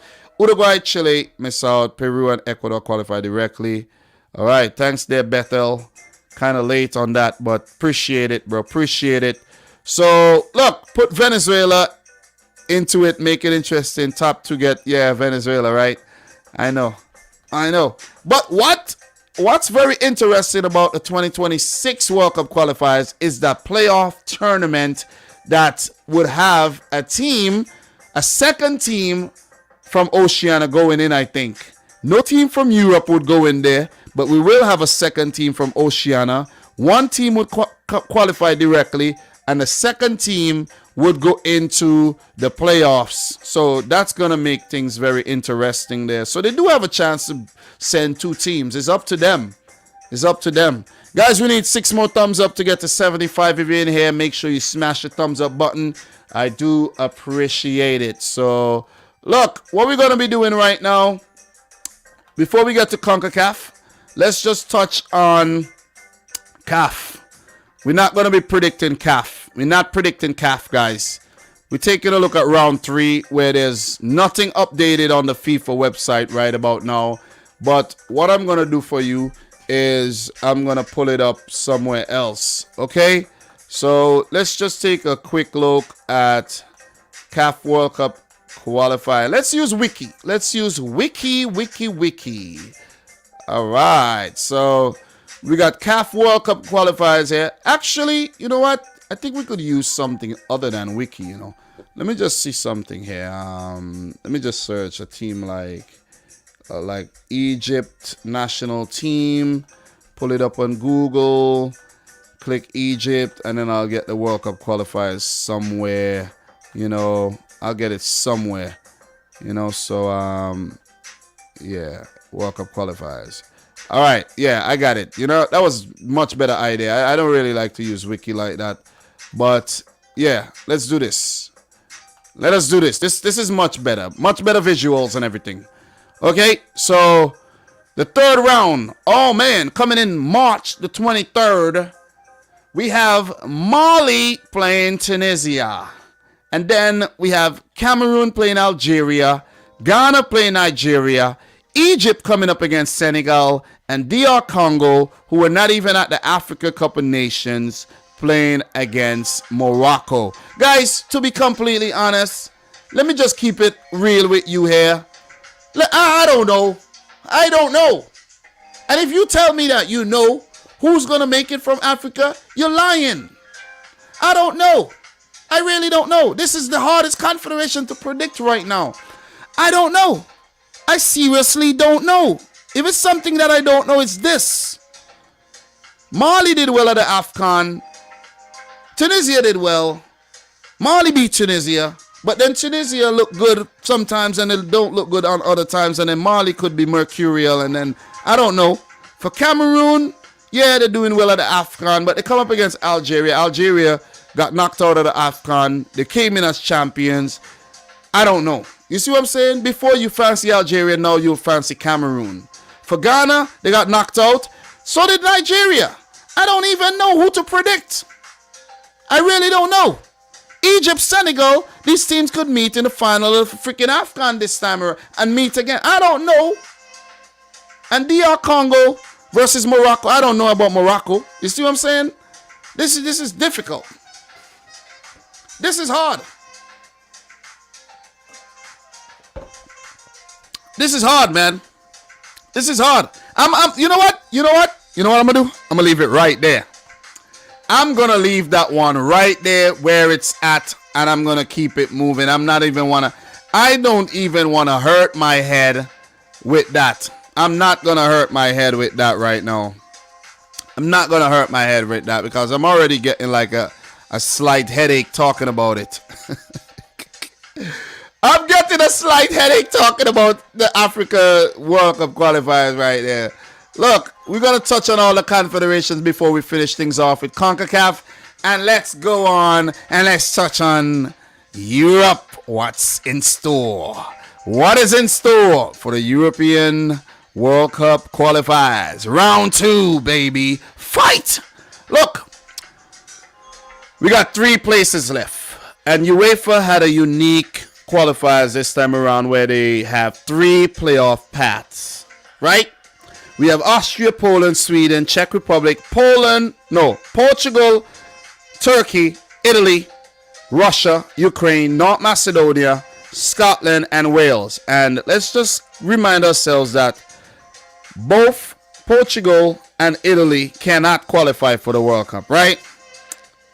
We have a chance for a debutant in North Macedonia. Scotland haven't been to the World Cup since 1998. Wales haven't been there since 1958. Ukraine have not been there since 2006. Russia hosted the last one.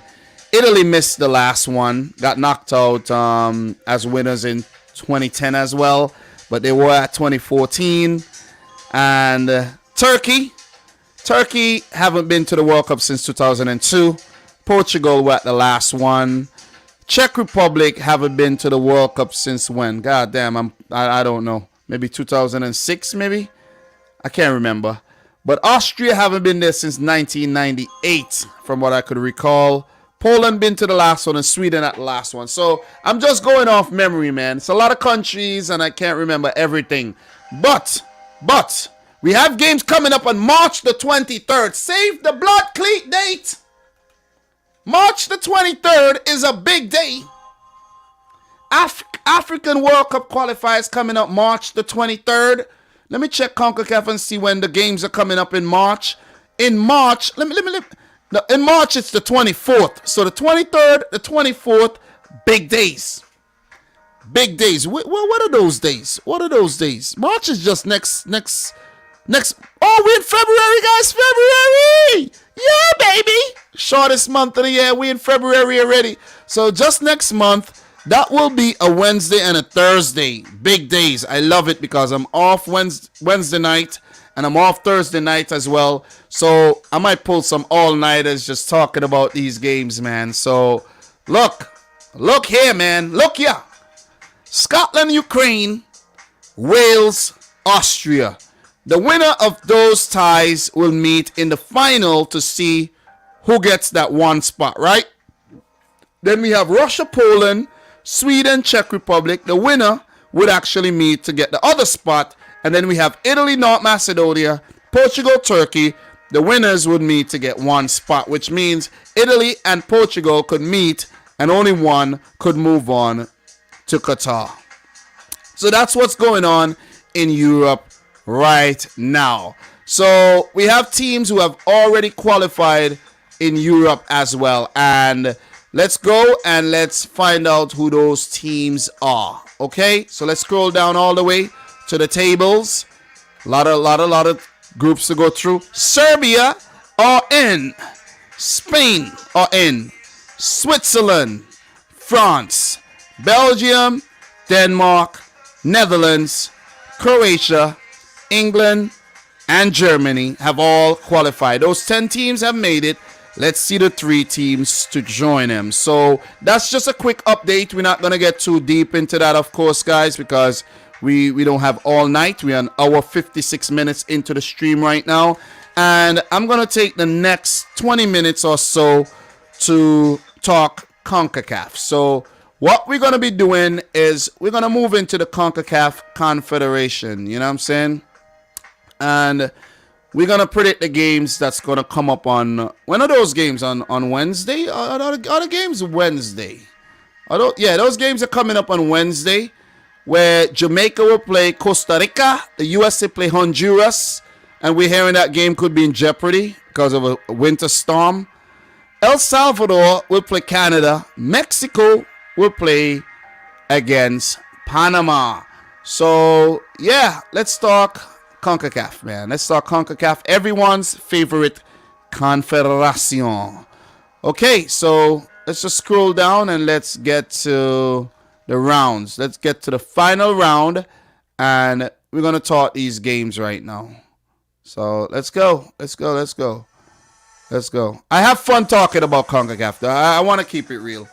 I do enjoy talking CONCACAF. Jamaica versus Costa Rica here. Jamaica versus Costa Rica. Last game, Jamaica pulled off a 1-1 draw on the road. I think they had enough in them to actually win the game. They could have really won that game though, but they didn't capitalize. They really didn't capitalize. But wait. Pardon my manners, man. Pardon my manners. Last time around in CONCACAF, just for a quick recap, Canada defeated the USA 2-0. Bravo. To get ever so closer to qualifying for only their second World Cup. Panama, and also that was Canada's first win against the USA in World Cup qualifier since 1980, right? Panama defeated Jamaica in a 3-2 thriller. Mexico and Costa Rica played to a stalemate. Honduras lost to El Salvador, where El Salvador picked up their first goals and first win on Honduran soil during World Cup qualifiers as well. So how did that reflect on the table? You know, pardon my manners there, guys. I should have done this already. But Canada on top with 22 points after 10 played, a 4-point gap between themselves and their neighbors USA, who do have 18. Mexico have 18 as well. Panama closed the gap to 1 between themselves and Mexico and USA. There's a 4-point gap between Panama and Costa Rica, who are in 5th.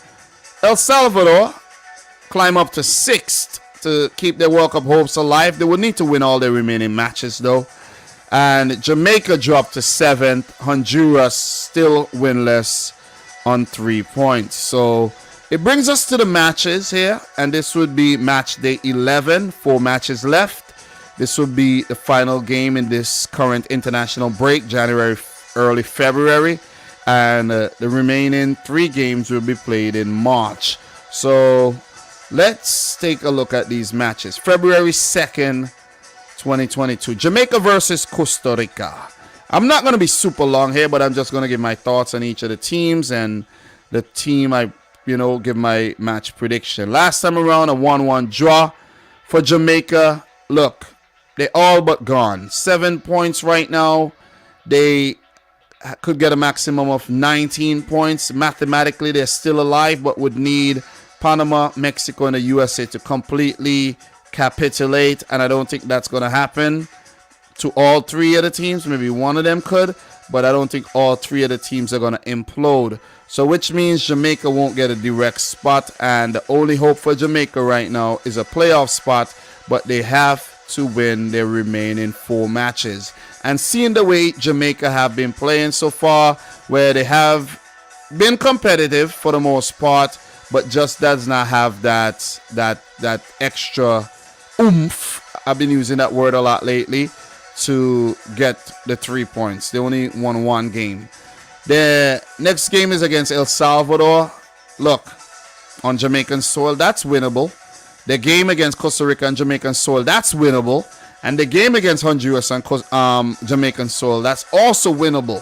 And they do play Canada on the road. So that's the game that could actually, be the stumbling block there for Jamaica. So let's just conclude that Jamaica won't qualify this time around. They could focus on 2026. Paul Hall took over from Tapper Whitmore, managed in 2 games, same results, losses. So Jamaica, in my opinion, coming up against a Costa Rica team who looks like a team rebirth under Luis Fernando Suarez right now.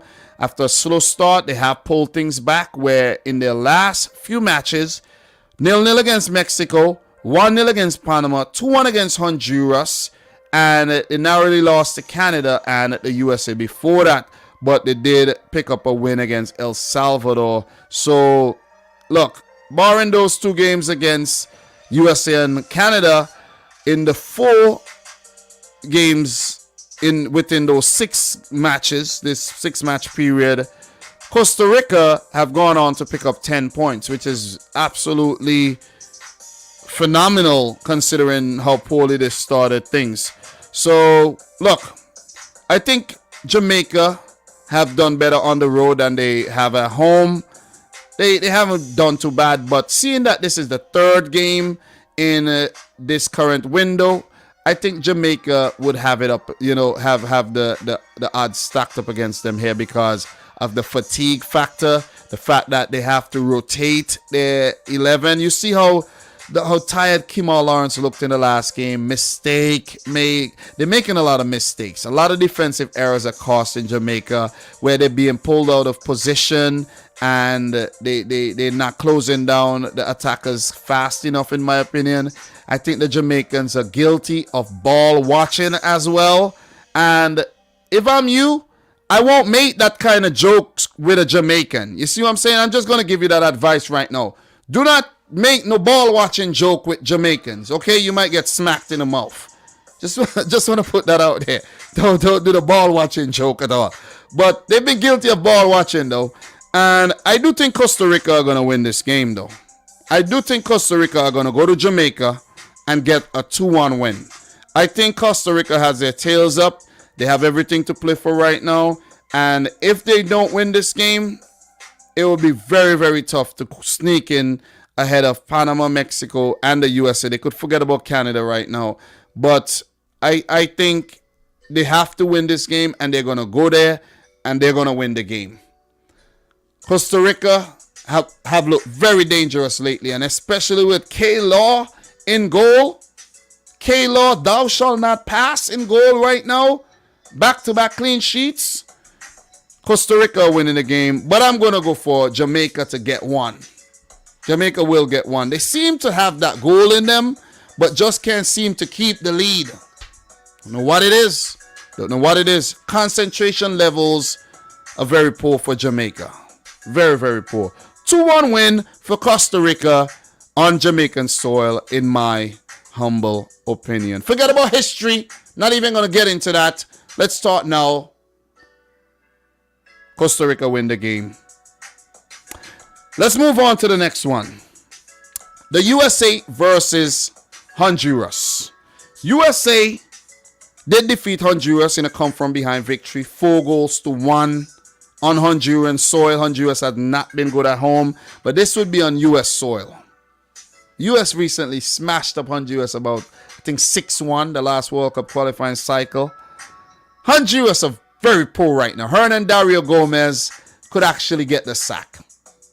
Could be the second manager getting sacked, because he has not improved the team, and what he did in the game against El Salvador was straight madness, in my opinion. He made 7 changes, brought in some players I've never seen in my life, and I thought I was actually playing a game of FIFA career mode there. Seriously, where I'm trying out some players and let's see, you know what? Let's just try something. I think Hernan Dario Gomez just said, "Let me just try something here." Or maybe he underestimated El Salvador and got his ass whooped. There is no chance, even as mercurial as the US can be, and Greg Berhalter with his weird decisions at times, and even though the US were poor against Canada and weren't overly impressive against El Salvador, there's no way Honduras are beating the USA. I don't care how good Albert Ellis is. I don't care how good Quioto could be. Anthony Lozano could be involved again. Or who knows, Hernan Dario Gomez might just continue with the same bunch of guys that played in the last game. Or he might go on to make 8 changes this time around. Luis Lopez was dropped. Figueroa was dropped. Ellis, Quioto, Anthony Lozano all dropped. You could see them guys coming back into the fray here. But Honduras, we know, are officially eliminated. So I don't really see the need to go hard. You see what I'm saying? They're going to lose the game. I'm going to go for USA to win the game. 2-0 if it does play. And the fixture for this game is actually being played. Let me just get the fixture for you at Allianz Field, and that's in Minnesota. And that is why there's a doubt over the game. That's Minnesota. It's cold. It is cold. We look up the temperature right now. Temperature right now at Allianz Field. Right? It's 29 degrees Fahrenheit. It's not that cold right now. It ain't that cold right now. But tomorrow at 6 a.m. tomorrow, it's Tuesday right now. It's supposed to be 9 degrees. So you go from 31 to 9 degrees. -1 degrees, the low. And that's Fahrenheit. The high, 9 degrees, okay? So U.S. men's to play in St. Paul in extreme cold, sub-zero, wind chill. Despite bitter cold forecast, no plans to adjust U.S. World Cup soccer qualifier versus Honduras. That's 8 years ago. So Honduras are not winning in those conditions. Do I need to repeat myself? It ain't happening. It's not happening. Honduras are not getting anything from that game. Are the U.S. going to get anything from it? Yeah. It's going to be tough conditions. I think they'll win. It's a must-win game for the USA simply because they're in a position right now, 18 points. You don't want to mess around with the playoffs right now because I think the U.S. go into the playoffs there's a chance they could actually miss out, right? I don't care if you play New Zealand. The U.S. does not want to go into the playoffs. So the U.S. to win the game go up to 21 points. That is very, very important. Seeing the fixture that we have coming up soon, Mexico, Panama, it's imperative that the USA wins this game. Okay?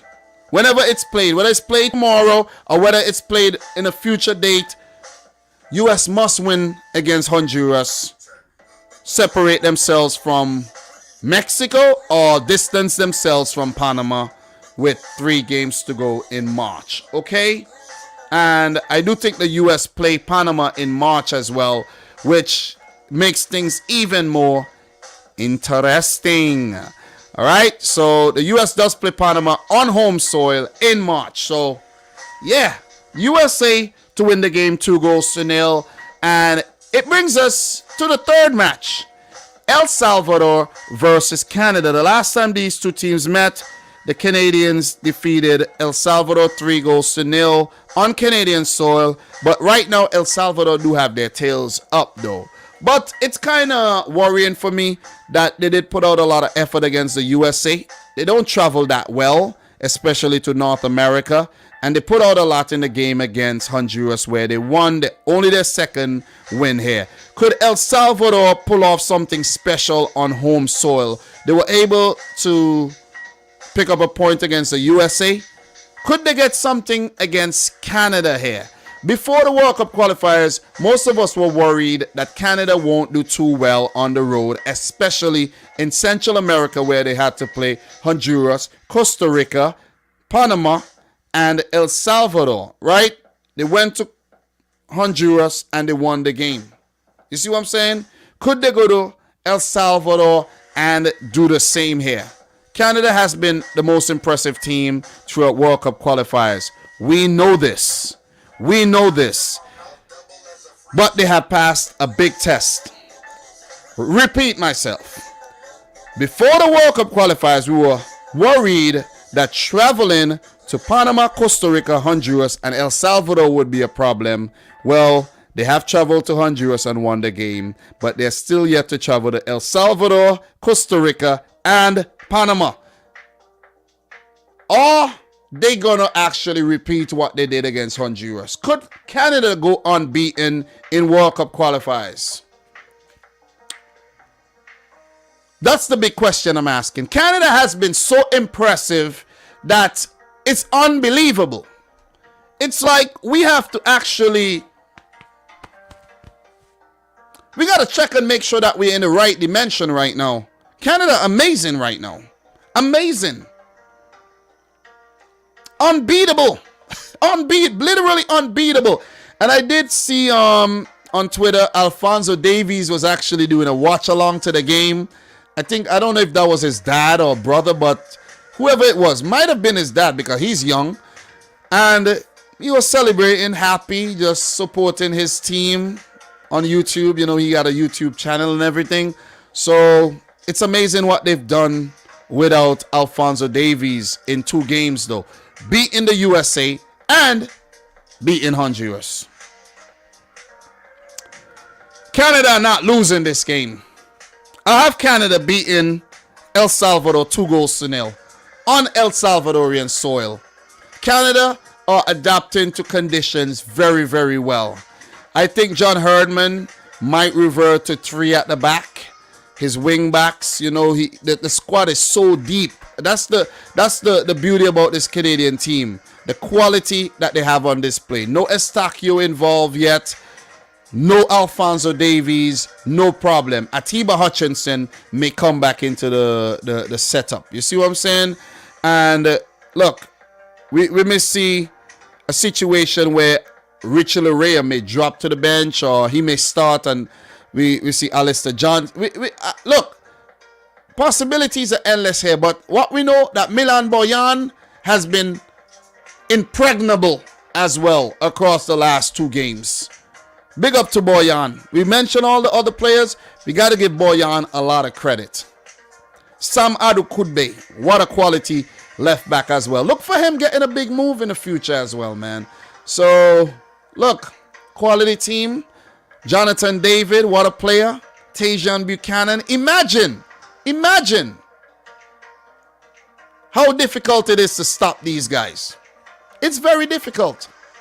Kyle Larin, I think Kyle Larin could be a lot better, but, you know, he's there. Junior Hoylett, give him a mention. Who knows? You might see Cavallini get a run out in this game. But this Canadian team has been very, very good, man. You know what I'm saying? Very, very good. Very good. And they're going to win the game, in my opinion. 2-0. Clean sheet again. Clean sheet for Canada. Big up to Steven Vittoria, Jonathan Osorio. These guys deserve a lot of credit. Kamal Miller. The whole team deserves a lot of credit, man. You know, but I've gotten to know this Canadian team very well. And it's very important that I do get to know the team because they're going to be at Qatar 2022, baby. And let's move on to the final game where we have Mexico coming up against Panama. The previous match between these two guys in World Cup qualifiers ended in a 1-1 draw in Panama City, where Panama were on the cusp of getting something against Mexico. But we know Mexico, they have been very lackluster throughout World Cup qualifiers, to say the least, man. You know what I mean? I'm just being kind, but they have not been good enough. Mexico have not been good enough. I could not put it any other way. They haven't been good enough. Too many games where they have to come back late and get something. That game against Panama, 76-minute goal by Jesus Corona, that's late. The game against Jamaica, both games against Jamaica, where Jamaica had them at 1-1 in the first game.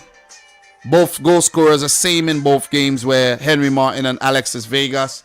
So they've been struggling. I'm being kind. Mexico have been struggling. Okay, they have been struggling, losing to Canada, losing to the USA on the road. Right? Mexico have drawn 3 games and lost 2. They have only won 5. Look, same record as the USA. Right? Panama with a similar record. But Mexico, we expect to be on top the freaking octagonal right now, and they're not. There's a situation they could still finish top, but I won't put my money on Mexico finishing top at all. What we saw against Jamaica was not good enough. I think Jamaica got themselves to blame that they didn't at least walk away with a point from that game. Jamaica, guilty of ball watching Alvas Powell, and they lost the game. They should have at least got a point, right? And then against Costa Rica, they couldn't break down Costa Rica. I know they hit the post on a few occasions. Nobody cares. Nobody's going to remember that. People are going to remember you only got a point. And coming up against a very difficult Panamanian team here that defeated the USA, that came from behind to beat Jamaica, Panama, they're not going to be pushovers here.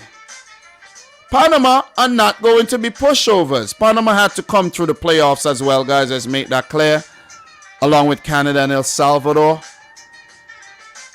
They're not going to be pushovers. Guys, Mexico are not beating Panama in this game. I know they have some defensive problems at the back with Harold Cummins injured, and, you know, they had another injury as well. And they have the backup. They have the backup player did come on and score. And Eric Davis has been key. Adalberto Carrasquilla, quality player. This team is going to be hard to beat. Thomas Christensen, one of the best coaches in CONCACAF right now. A little nervous at times, but Tata Martino, he's under a lot of pressure.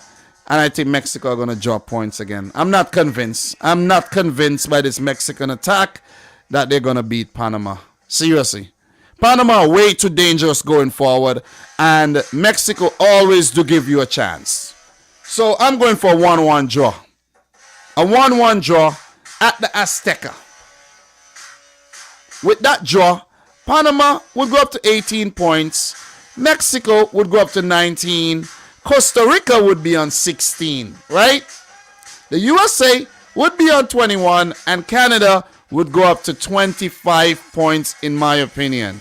So I think 25 points for Canada, might just be enough to qualify for the World Cup. Take a look at the table with 3 matches left, 25 points, right? Say Canada go up to 25 points. El Salvador won't be able to catch them. Jamaica and Honduras. Go forget those teams, right? Then let's say Costa Rica win their game. Costa Rica will get a maximum of 9 points with 16. Costa Rica could only level them. So which means that anywhere you put it, Canada, with a win against El Salvador, are guaranteed a top 4 spot. And with them being so far ahead of Panama on points, with Panama only being able to get a maximum of 29, and they won't get all the points, in my opinion. Canada are going to the World Cup. The other teams, the World Cup status still in limbo. Still in limbo. Guys, that's my predictions for CONCACAF World Cup qualifiers, match day 11 for Qatar 2022. Thanks for actually listening there. And I actually want to cut this out, so I didn't want to interrupt and ask for your prediction and things like that. Okay, so that's it. That is it for today's stream. 2 hours 20 minutes. It's 12:52 a.m. right now. I gotta go to work in the morning, guys, and I actually didn't do anything on deadline day because I felt like I didn't want to just do anything. I didn't want to follow suit everybody today because most people are not talking World Cup qualifiers. Most people are not talking AFCON, but I am doing that. So I figured I'll give that priority. And on top of that, there's always tomorrow. Always tomorrow to do a little deadline day. You know what I'm saying? Always Wednesday. Always, it's not really important right now. Seriously. I've touched on most of the big transfers. I do have one more transfer video to do, and I might actually do that live. You know what I'm saying? So let me actually check the schedule for tomorrow. We have CONMEBOL games tomorrow, and we do have Asian games tomorrow, but the Asian games are earlier. The CONMEBOL games are a little later. So 3, 6, we have 6:30. We have 7:30. So Bolivia, Chile. All right. So I might be able. Yeah, I don't know. I might not stay back. I might not do any overtime tomorrow either. So I might actually do something tomorrow on deadline day. I don't know if I'll go live because it's too much. It's way too much. We have games all the way up to 9 p.m. though. So I might do something tomorrow, but it might be late. It might be late. It might indeed be late. So, look, big up to John Burns for dropping a super chat here. Have you looked at the schedule for USA versus Mexico? Mexico's last 2 matches looked very sweet. Yeah, I think that's against Canada and against the USA, right? So, without even going to check, really, look, let's go back here. And let's take a look at the games that's coming up for CONCACAF since you guys don't want to let me go. We have Mexico versus the USA, and we have Mexico versus Honduras, okay? And Mexico versus Mexico versus El Salvador, Mexico versus Honduras, okay. So Mexico do have to play Canada, right? They do have Canada. They do have Canada. Oh, did they play Canada twice already? I think they did. So, yeah. So, yeah, Mexico are not guaranteed to beat El Salvador, guys. They're not. And they're not guaranteed to beat Honduras, but Mexico should be okay, guys. Look, Mexico should be okay, but they're in a really tricky situation. USA should be okay, too. They have Panama. They have Panama at home, and then they got Costa Rica on the road. That's going to be a tough one, but they have Panama at home, and the USA they have this game against Honduras. They got to win these games. These 2 games will take them up to 24 points. They could get something against Mexico, and then they have the tough game against Costa Rica on the road. So the USA should be fine. Mexico should be fine. Canada should be fine. And I think it might actually be Panama taking that 4th place spot into the playoffs. Costa Rica might just miss out. But Costa Rica and Panama are definitely in the scrap for the playoff spot, though. But look, you can't write them off yet. Guys, we'll touch on this some more on Wednesday night. Okay? When I come live Wednesday night or Thursday morning. Yeah, I'll actually go live late on Wednesday. Very late on Wednesday. Because it's gonna be big. I might do live, or I might actually just do something privately. But we'll see though. We'll see. So, guys, I like to take the time to big up everybody who came to the live stream right now. We are definitely closing in. We are closing in very, very fast on 50K. Okay? And on 50K, I would like to do somewhat of a Q&A or something. You know what I'm saying? Maybe a live Q&A. I'll announce it, and then we'll do like maybe a 6-hour Q&A or something. Ridiculous, right? 24-hour live stream, something like that. What do you guys think? What do you think? I don't know. I don't know about that, though. I really don't know about the 24-hour live stream thing. But look, appreciate everybody who came through and supported the stream. It's late. Thanks to Manscaped for being a part of the channel. Head on over to the site. Use your coupon code Dominic Rich to get 20% off plus free shipping. Big up to all the members. Big up to everybody who dropped super chats today. Big up to everybody who liked the video. Big up to Nippon for coming through. John Burns, AD744, Scorpio Canuck. We have Bethel. Michael Talks Football in the Blood Cleat House. Big up to Michael. Guys, head on over to Michael Talks Football. Mike, you know I was tempted to hit you up to talk some transfers, but I was like, let me take my ass and get a damn nap, man. I need a nap. You see what I'm saying? So we'll do that another time, bro. You know, so look. From your boy Dom, thanks for tuning in. I feel good though. You know why I feel good? Let me tell you why I feel good. Let me tell you something about me, right? I would not have felt good if I didn't talk AFC, if I didn't talk CONMEBOL before the matches tomorrow. And I'm glad that I touched on CONCACAF, Africa, Oceania, and Europe. Covered all confederations, okay? All right? All right, we talked about all the teams that have qualified already and everything, and we touched on all bases. We did good. We did good, okay? And I'm proud of myself. And you know who else I'm proud of? You, for being part of the journey. So, guys, 2022 is a big year, World Cup year, and I don't want you guys to forget. Don't forget the people who did the qualifiers. Don't forget the people who grind across the last 4 years, right? To give you the content. Don't forget about us, because when the World Cup comes around, they all gonna flock to talk World Cup. You're gonna see all the channels who ignored the qualifiers, who ignored everything. They're gonna come to capitalize. So don't forget who to support. Just want to put it out there and let you guys know. Don't forget where the destinations are. Michael Talks Football, Football Pharaoh, Dominic Rich, the Jamaican channels. You know, these guys deserve a lot of credit. The American, you know, the guys who cover the American, the Canadians. You understand? The Mexican. Don't forget about us. Just want to put that out there, okay?